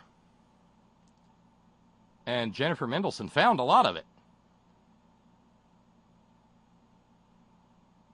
She had previously taken a look at John Kelly's family tree, and, well, it wasn't exactly full of nuclear physicists coming aboard, what were they called, the coffin ships from Ireland? No.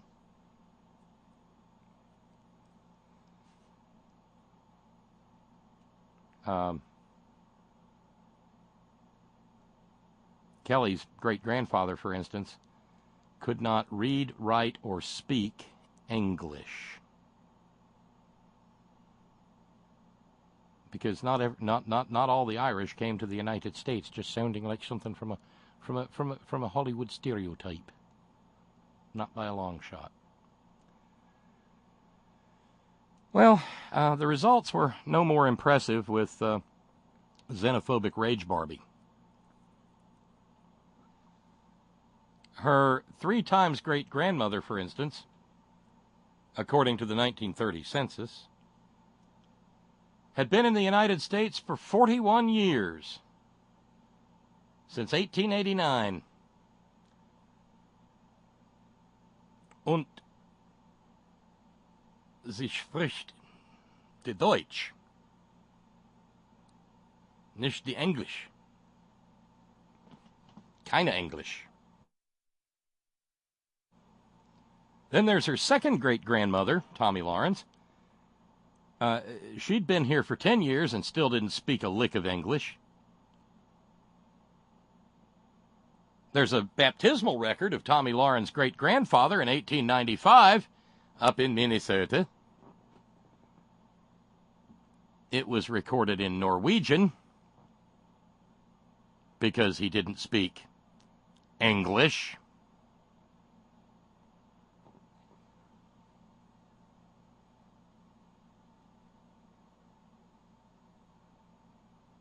And then, of course, her great-great-grandfather, and this came out earlier, who was indicted by a grand jury for forging his naturalization papers.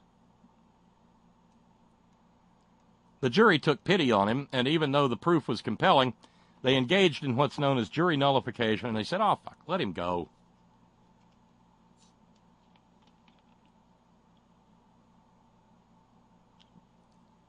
And you know what? I'll bet those non-English speaking, yet stunningly white, probably blonde-haired and blue-eyed Norwegians were happy to be here and tried to do what they could to survive. Just like people from Guatemala do, and Honduras, and El Salvador. And yes, even Slovenia, where we found out today that the American welfare system is now giving free health care to Slovenian immigrants. That's right, Melanoma Trump in the hospital for the next week, having had a procedure to remove something benign, the details are very sketchy here, from her kidneys, that's going to require her to remain in Walter Reed Medical Center for the next week.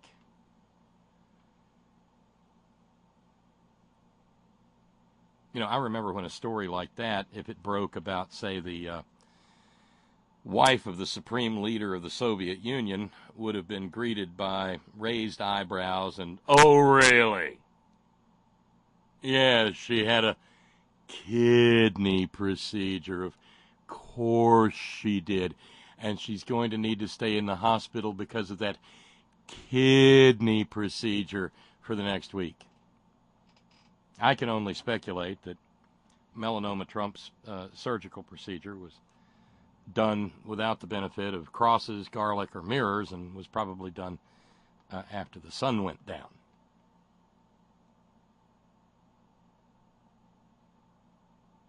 I'm guessing she was suffering from nephrotic belolugosiosis.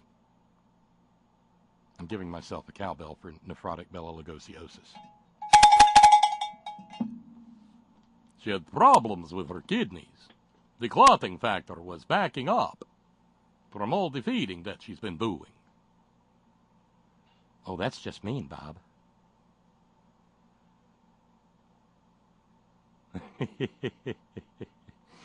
Lee in New York says, subject line genealogy, I'm sure there are a few good apples on my genealogical tree and probably many bad apples. I do not need to know. I'm working hard enough to try to make me a better me. Wish me luck. Good luck, Lee. And that may be the better approach. It's certainly better than maybe taking one of those swab thingies and committing your genetic material to a database that may someday be used to bias a decision on whether or not to provide health care to one of your descendants. Okay. Brother Deacon Asa says, my understanding is that Donnie Dipshit kicked melanoma in the kidney. I wouldn't be surprised. I wouldn't be surprised if maybe it had been, because, in the bad old days of the Soviet Union, we'd say, well, if you were Mrs. Andropov, you'd try to kill yourself, too. Going to sleep every night next to that skeletal-looking old freak. Then again, she doesn't go to sleep every night next to that adipose, jiggling wad of hatred and ignorance. God only knows how long it's been since she shared a bed with Donald Trump. Oh, Melania, you were so hot. You remind me of my daughter Ivanka. We have talked about not talking about that anymore, Donald. Yeah, I know.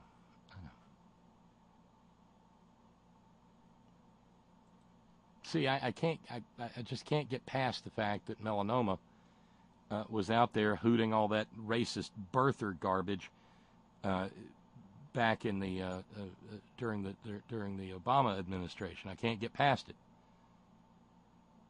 The press release, however, I must admit, was hilarious.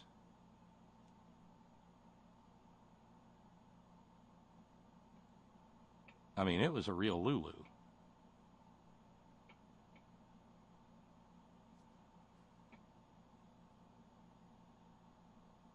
Let's see.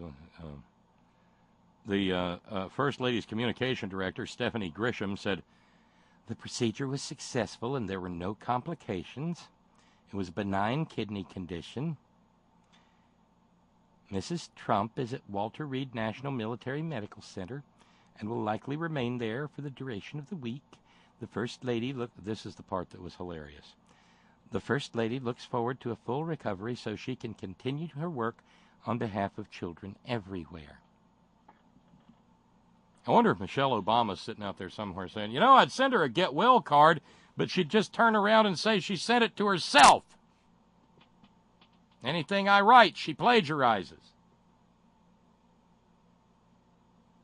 It was described as an embolization procedure to treat a benign kidney condition. And I guess you could reverse engineer to figure out what it was. Stephanie Grisham declined to provide additional information or answer questions about the procedure, saying that the First Lady is entitled to privacy.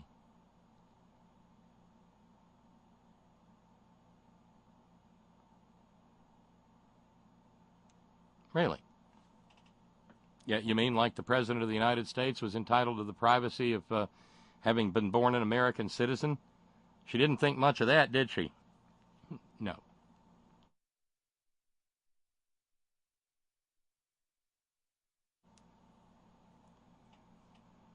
The Washington Post reports that the most likely reason for such a procedure is to treat a benign tumor known as an angiomyolipoma.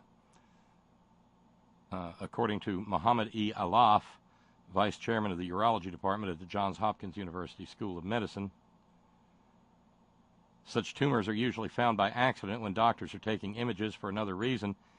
But if there's bleeding from the vessel, symptoms can include bruising, front and back pain in the kidney area, or lightheadedness.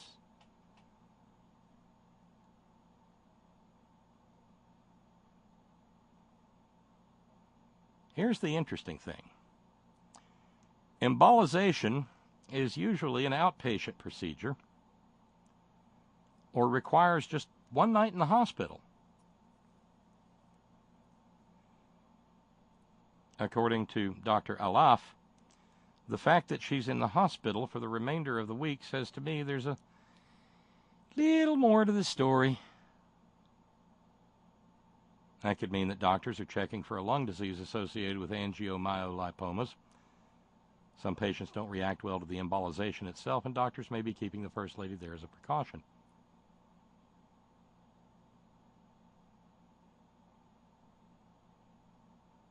Or then again, maybe there was no kidney. We're just speculating here. I mean, hell, the right wing does it all the time. Can't we have a little fun? Maybe there was no kidney condition whatsoever. Maybe they rushed her to Walter Reed Army Medical Center because she took a handful of pills, because she didn't want to be on the same planet with her husband anymore. You know, the guy who has affairs with porn stars and Playboy playmates. Maybe it was just too much. Donald, I cannot stand it anymore. I'm leaving the planet. I plan to walk out in broad daylight tomorrow and turn to a pile of ash.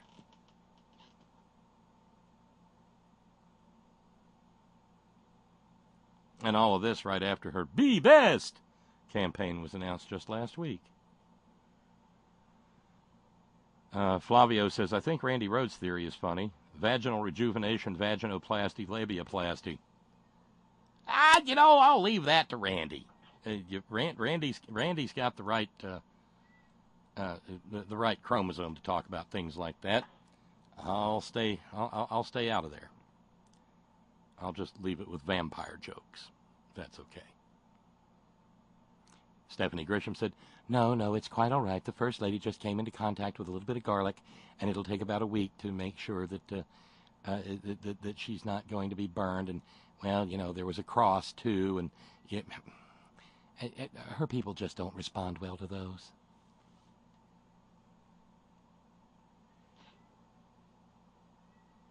Oh, no, I had no idea. Ron and Raleigh tells me there's a new Rocky and Bullwinkle movie on the way. I hear Melanoma did the voice work for Natasha Fatale. Well, of course. Oh, I'm sorry, I'm still doing the vampire. Yeah. Well, you got to have a backup career, don't you? Scott and Punky pointing out, I think you mentioned Tommy Lauren, Xenophobic Rage Barbie, is 25. 1993 brought forth a bumper crop of domestically grown stupid, didn't it? Oh, the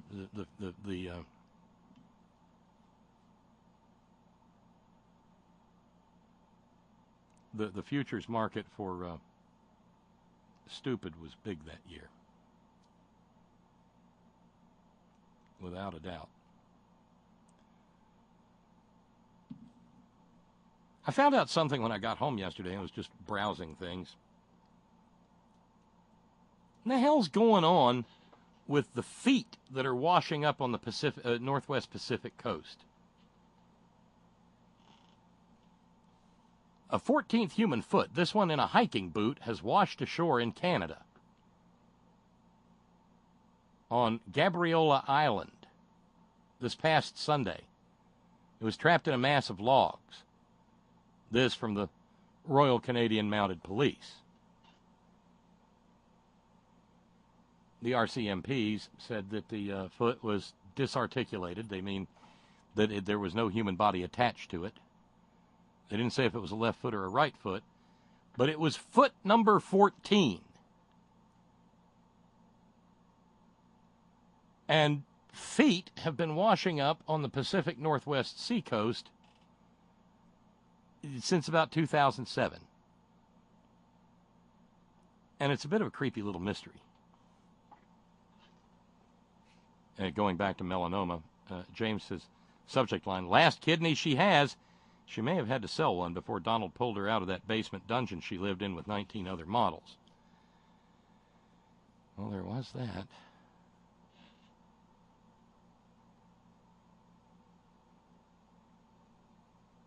Meanwhile, Silent R. Lamar, food for the mind. Bob, I could be an African Egyptian prince, and then the Hebrews could hate me for their slavery for over 2,000 years. Hey, at 300 years, I got a better deal.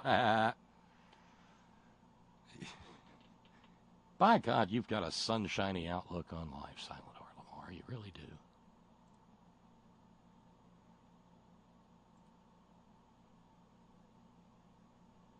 Oh, no, food porn at 15 past the hour.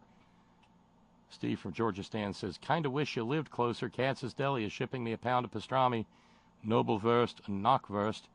It'll be here Wednesday. The Nobelwurst is the best wurst. That's the garlic sausage. Yeah, it's good. But Steve, next time you order, I want you to try a different place. If you like lox,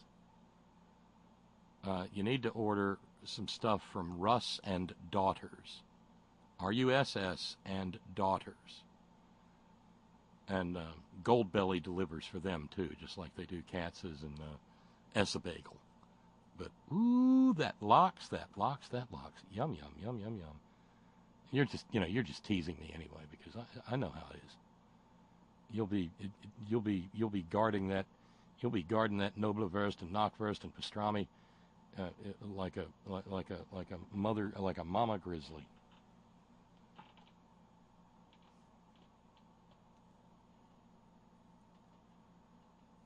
And so here we are at 17 minutes past the hour, and we've still got $125 to go in fundraising.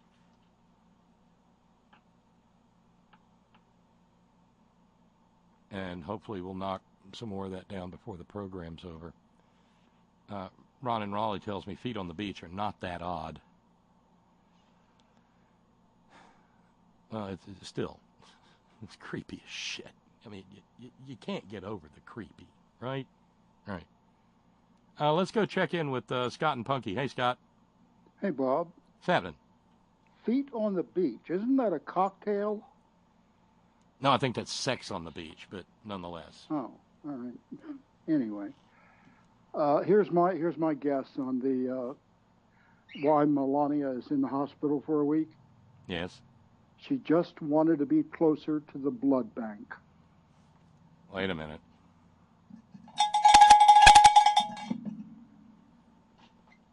Yeah, I don't have any problem giving you that. That guess is as good as any. I mean. Oh yeah. You talk about presidential-related surgeries and hospital visits.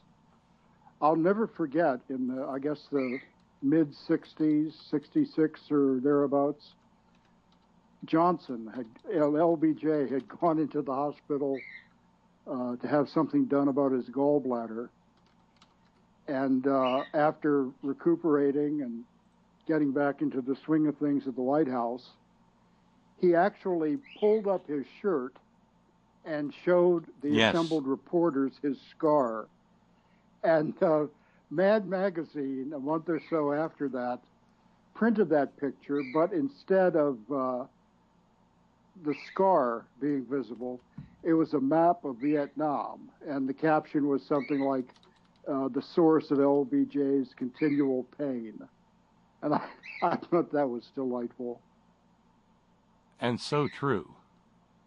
I was a longtime reader of Mad Magazine. Oh, please, yeah. I have not picked it up since, God, at least... Well, since the golden age. Sergio Aragonés, Don Martin. Oh, yeah. Dave Berg. Yeah. Berg's Eye View. The lighter side.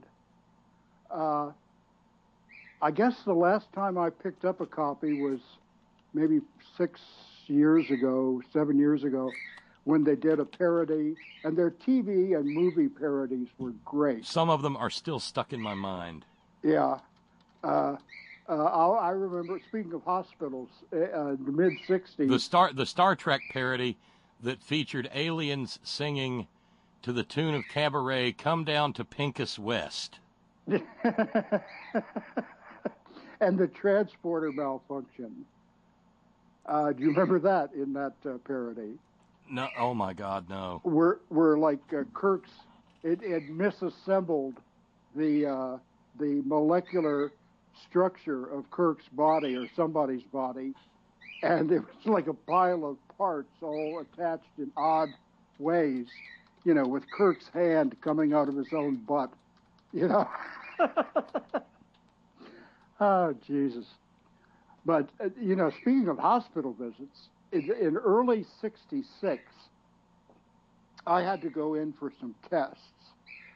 And it was only scheduled to be like a 4-day hospital stay.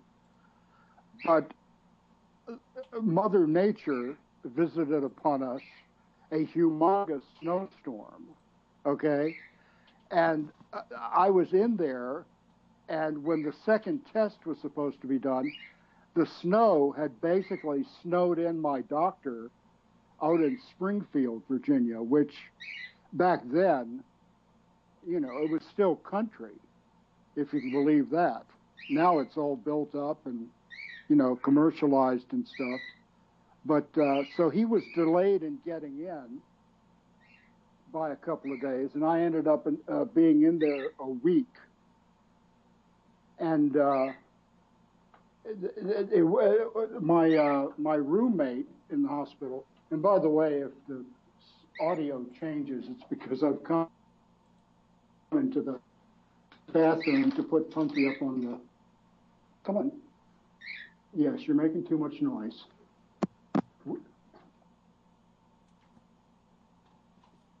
Uh-oh, that's no good.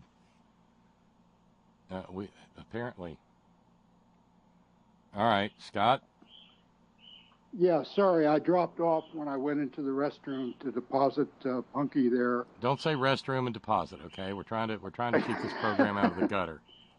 All right, well, there's that. But anyway, during that hospital stay, they brought me somebody brought me a copy of Mad Magazine, and the parody that time was on the TV show Voyage to See What's on the Bottom, which was like Voyage to the Bottom of the Sea. Right. Which was a big ABC show. But, oh, Mad Magazine, it's probably almost as great as it ever was.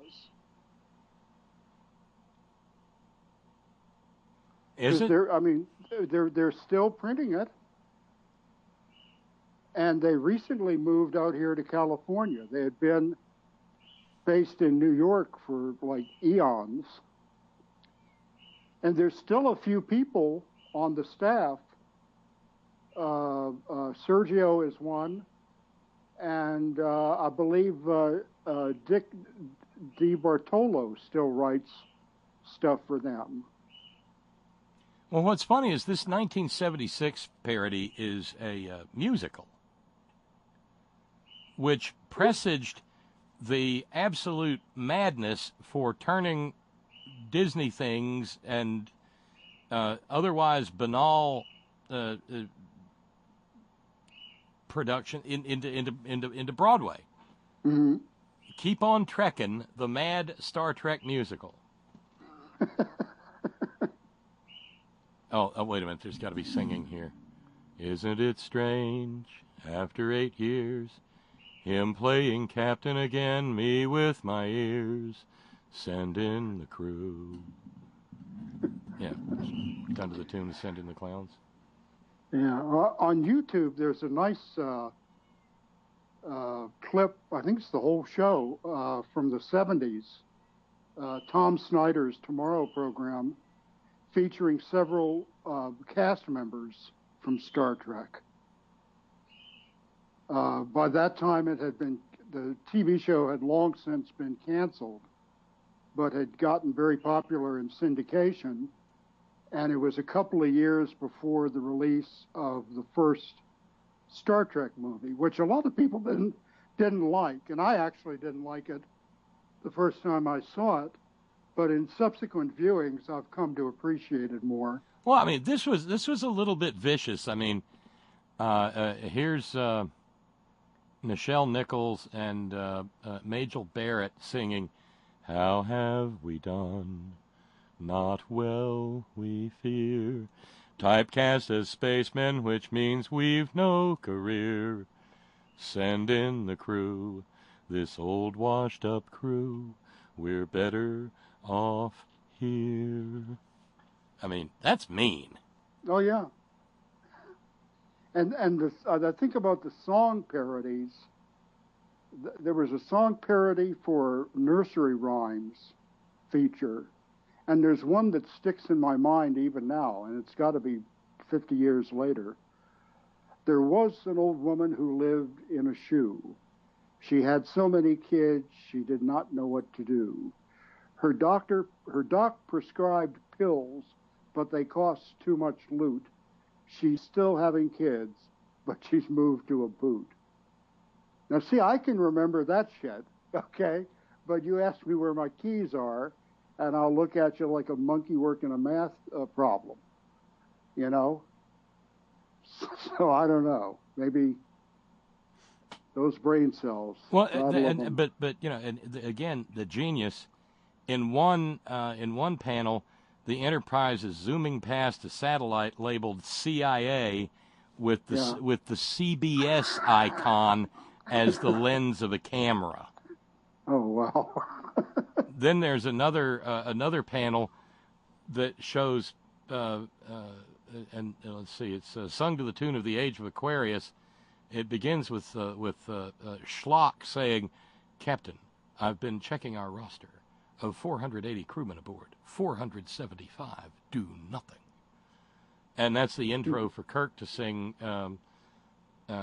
"My crew is dispensable." And so there's a panel that shows crewmen, presumably in red shirts, walking the plank out of the Enterprise. And there's a planet that is labeled Maz, M-A''S. An inside joke, a planet that says Clint Hertung was here. And then down in the corner is the Star of David. Because, of course, both Nimoy and Shatner are Jewish. Yeah.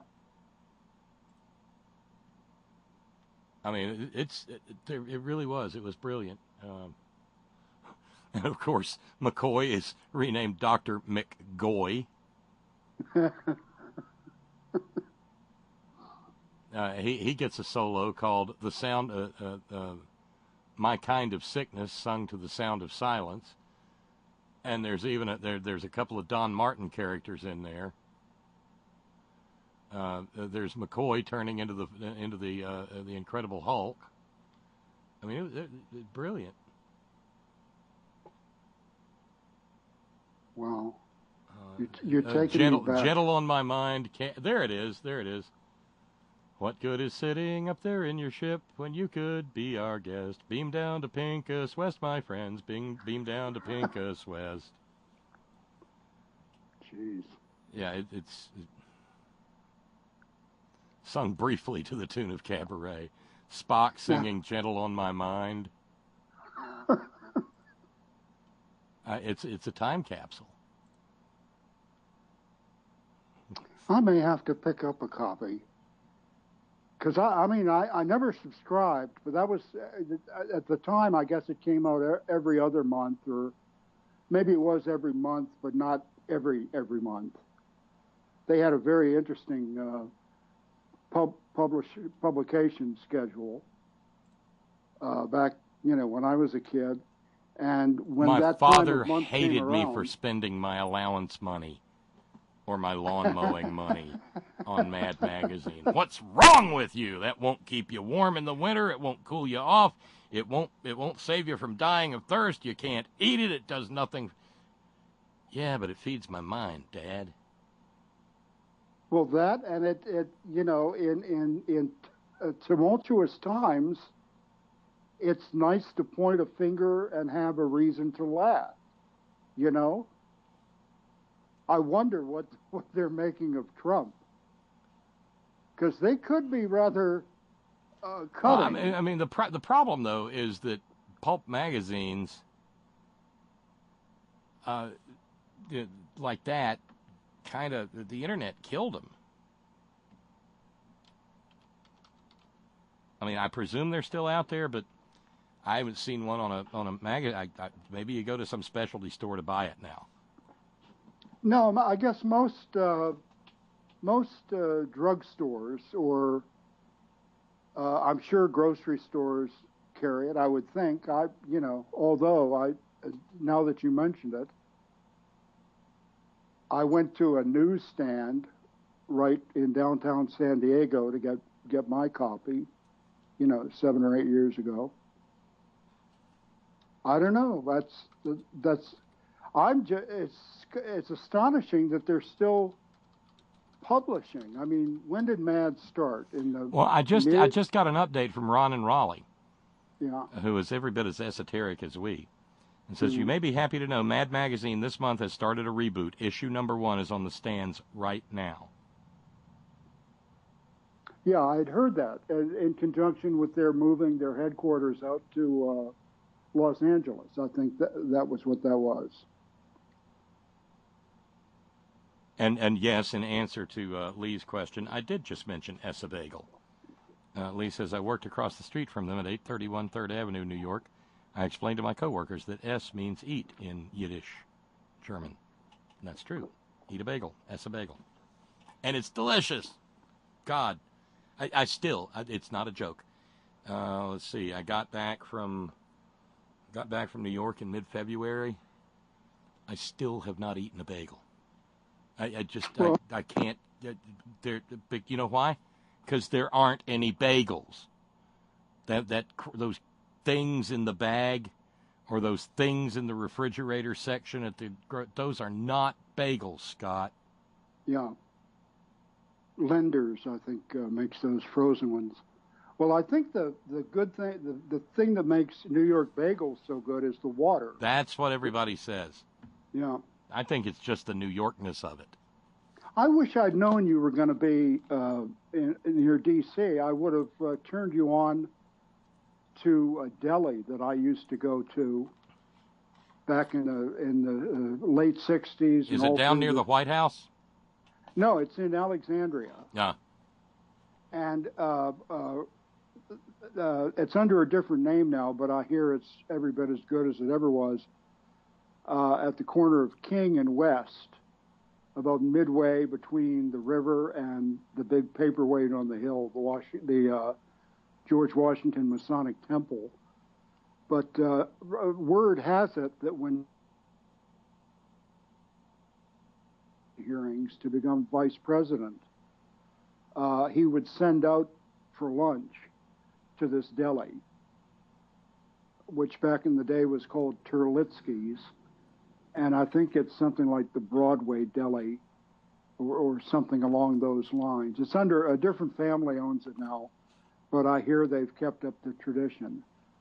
And they would they'd take your order, and while you were waiting for your sandwich, they would put a little dish of just the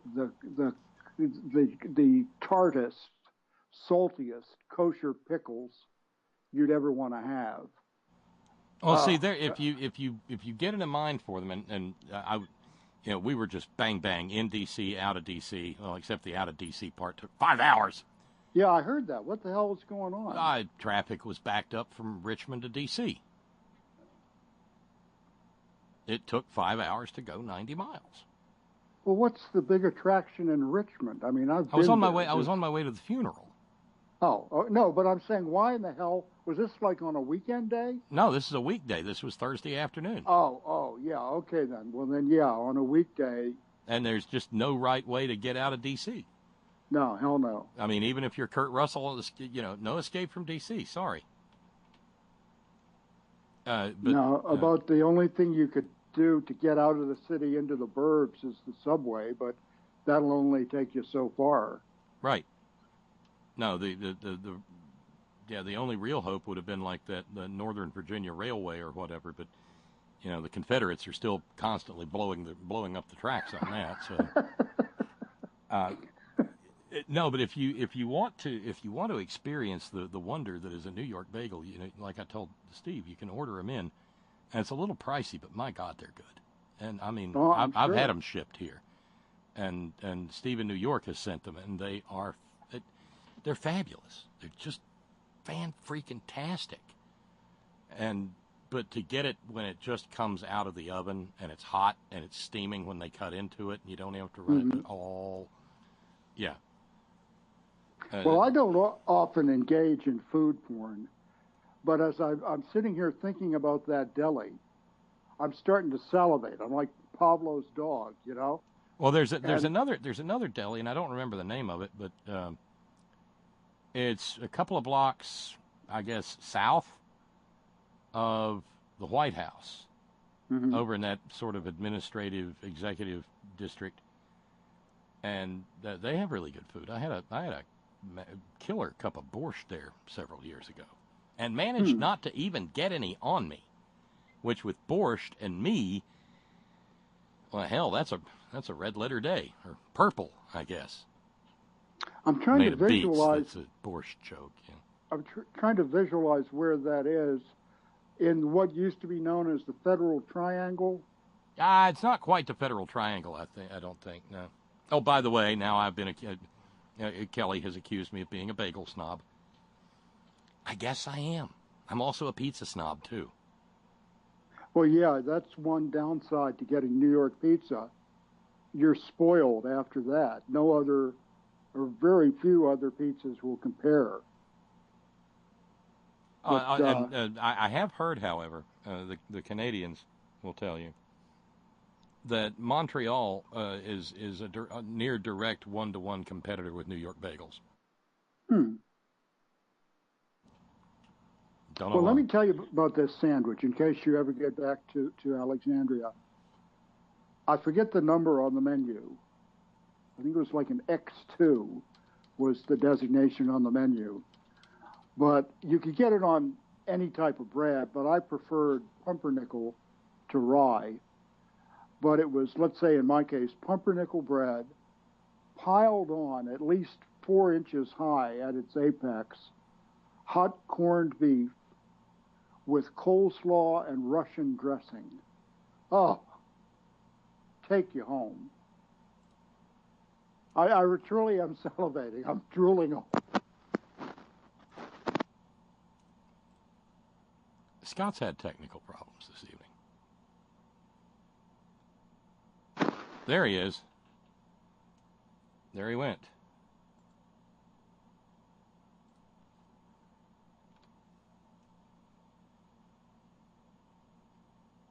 Well, apparently the drooling shorted out his microphone.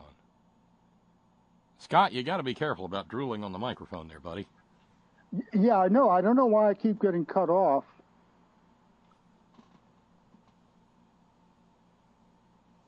I'm hearing music. You know what? No, you shouldn't be hearing music. I wonder if I've hit the wrong button on my line. Oh, no. I know it's there. All better. The music's gone. I'm hearing Mac the Knife by a Dixieland band. I got nothing on that, but it may be the latency too. But no, the only channel that's up is you. Oh, I see. Something on my...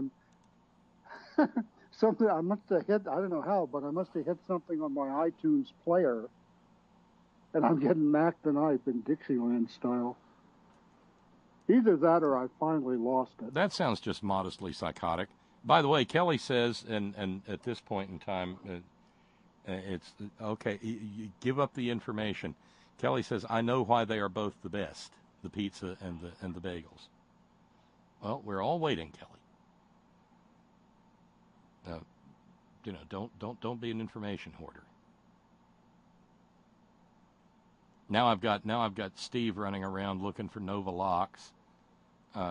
This is a full service radio program because while we were talking, I actually looked up Russ and Daughters, the New York brunch, $115 delivered, Nova Locks, some sort of babkas, cream cheese, bagels.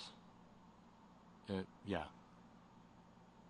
Oh, but The other thing at the deli, Terlitsky's or Broadway Deli, whatever it is nowadays, if you still had room after that humongous sandwich, they had cheesecake that would cause you to weep. It was so good. And I don't think they made it there. They got it from somewhere. Oh, man, I wish I'd not brought this up. Because now I'm just...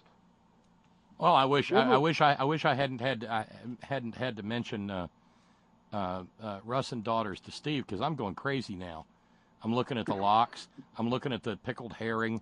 I'm looking at the bagels, the cream cheese, and then, I went over to the sweets part of it, and there's the hand-dipped chocolate macaroons. And next to that are the mixed jelly bars and rings. Damn. And they make them all. And you were talking about pickles? Old school New York pickles. You can get them mail order now. And they're special. Jeez. Well, yeah, I guess that is the upside. You know, we're not totally out of touch. I mean, if you're willing to pay extra, you can order just about anything online. And Epicurean delights. Oh, wait a minute. Okay, time out. Cowbell for Matt in San Francisco. God, this is probably the best running joke we've ever had in the history of the Horn. Stop telling us how to eat bagels, Bob.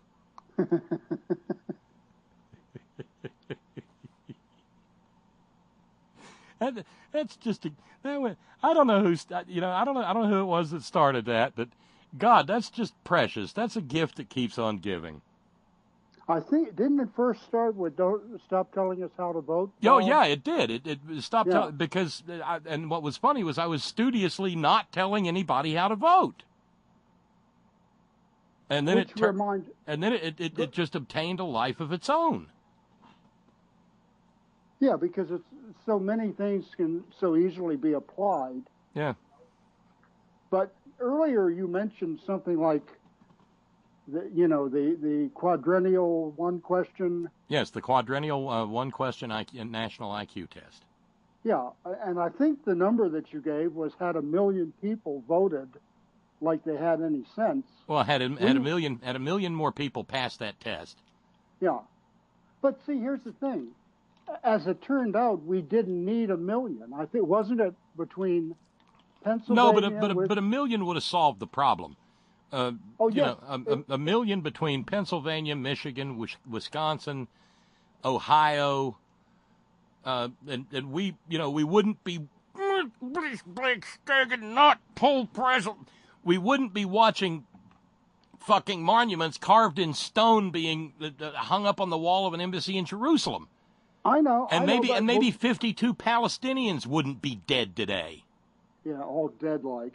But I'll put just a finer edge on it by pointing out between Wisconsin, Michigan, and Pennsylvania, it hinged upon an accumulation of 77,000 votes or 78,000 votes on a precinct by precinct basis. Oh, it's 20,000 in Wisconsin, and there were 28,000 Jill Stein votes. But Jesus, now I'll get the emails again. Quit it. Well, now, but what I'm saying is, if you think that it's not important enough to take the time to do, look at 2016 and the mess that has come from that with no signs of stopping. I mean, let's hope that Mueller can pull something out of the hat and rid us of this meddlesome fool.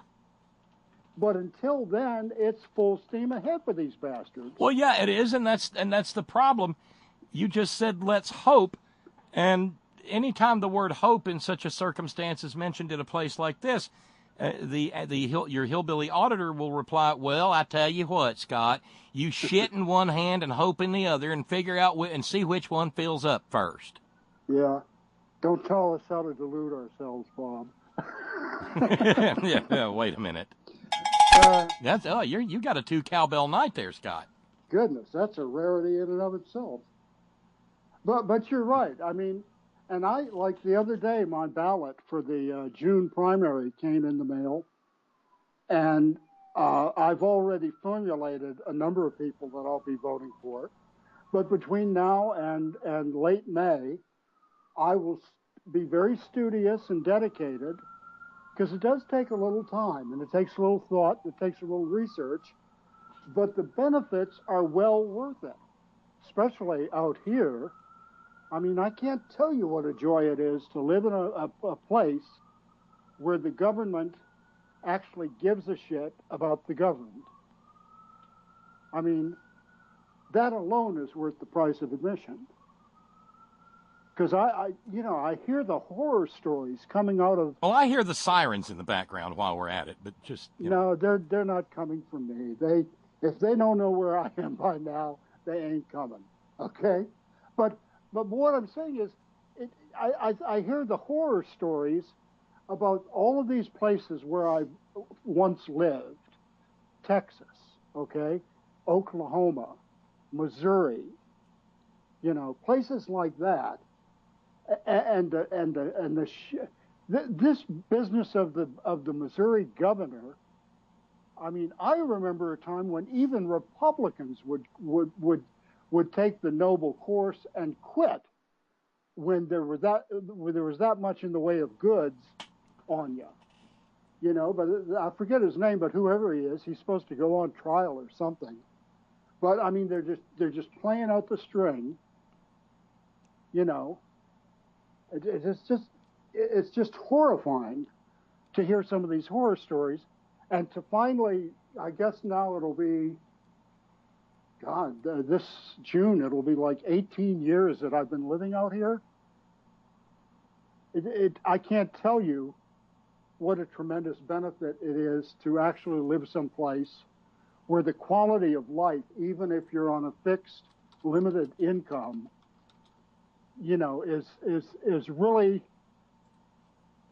It's they don't call this place the Golden State for nothing, right? And we've got, like, I don't know how untold billions of dollars in the surplus after Schwarzenegger, fiddle fucked his way through, I guess, 1 or 2 terms in office, and that's it. I mean, that's the historical dynamic is.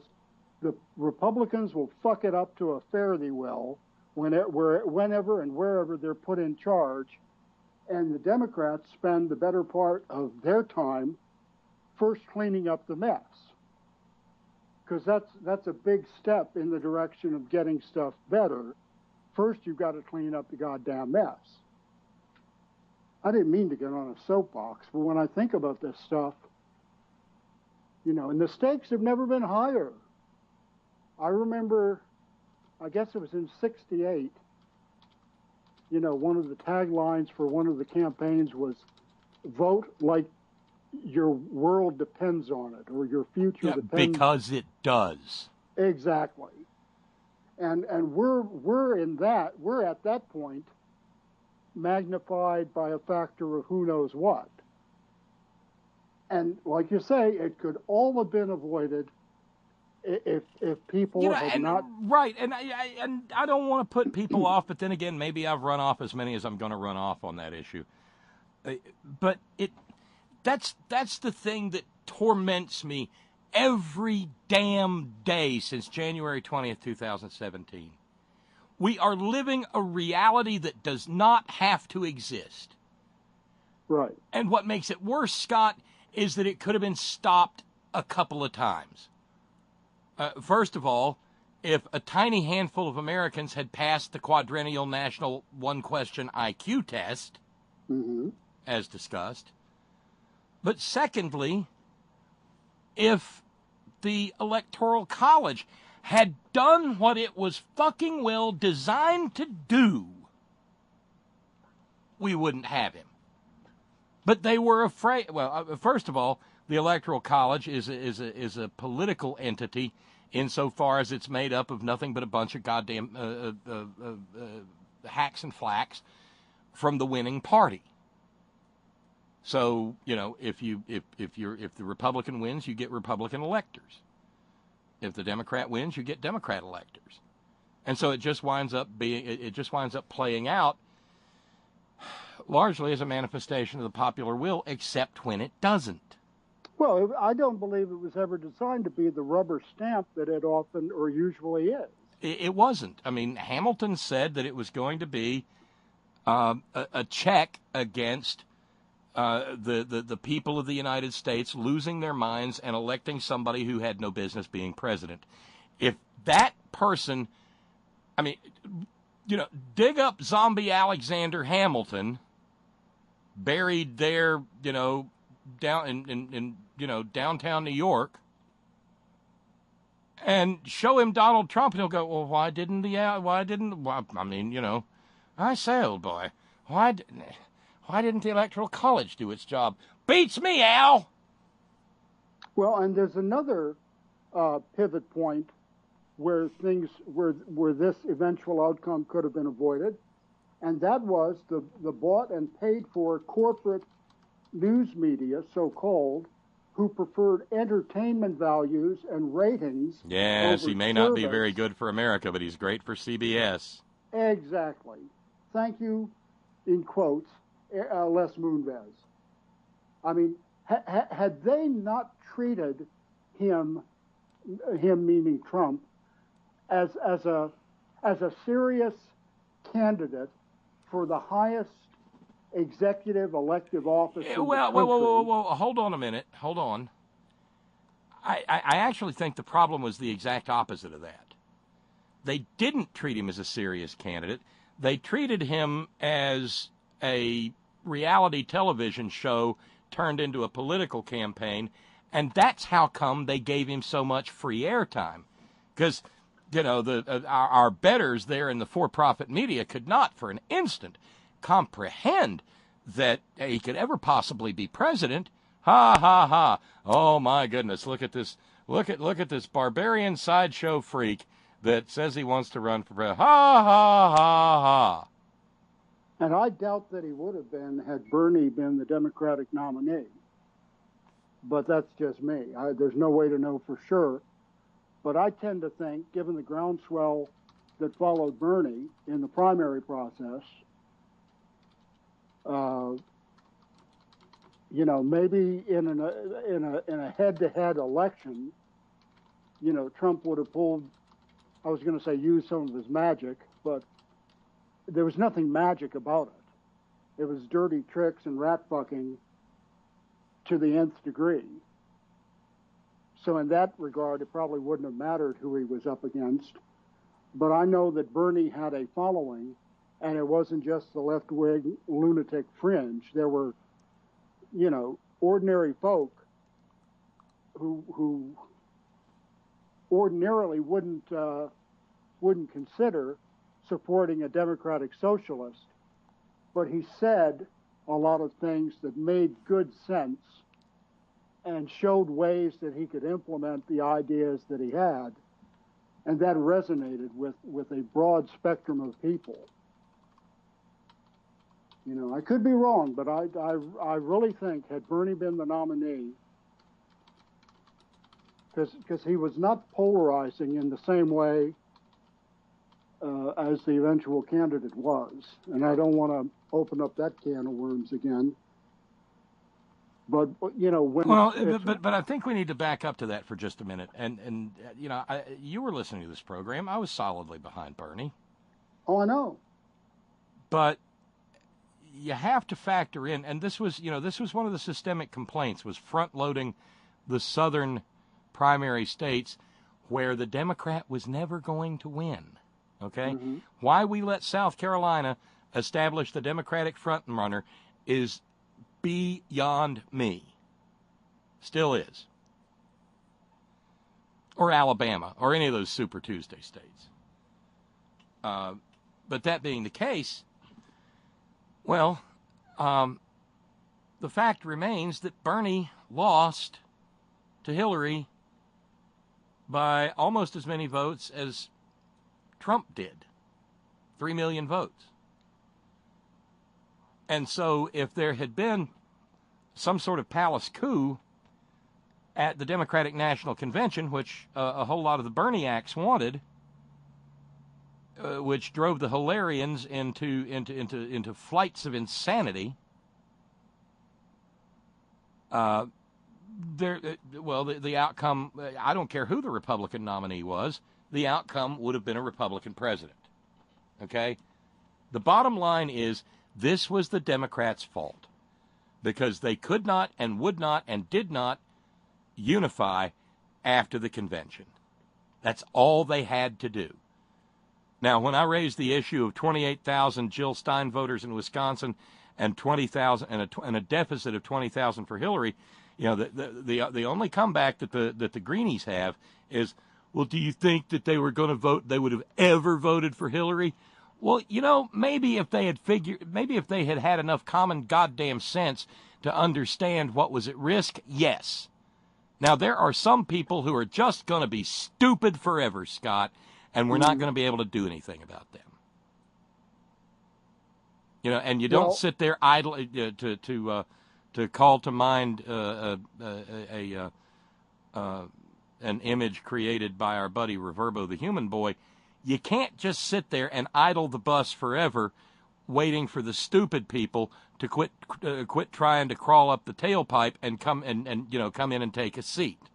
Mm-hmm. Well, looking back, it can be instructive and hopefully helpful. You know, the other thing is, and I don't hear too many people talking about this. After Trump, eventually he's going to be gone. Okay. And next time around, a Republican, at least one, is going to run, who in comparison will seem like, sane. You know? Yeah. In other words, Trump is such an outrage that nearly any Republican who may hold some of the same views but just expresses them differently, if at all, could get in and as we wrap up the program, Scott, you know, just another reminder, not everything that we see is a function of Trumpism. That godforsaken tax cut bill, they would have passed that with Woody Woodpecker in the White House, okay? Well, yeah, there's that. That was just a Republican wet dream. Mm-hmm. And Joe Manchin pointed out something in an interview today, and it's not often I agree with Joe Manchin, but he said, you know what? The deficit that's going to be created by that tax cut bill, which was just a tax giveaway,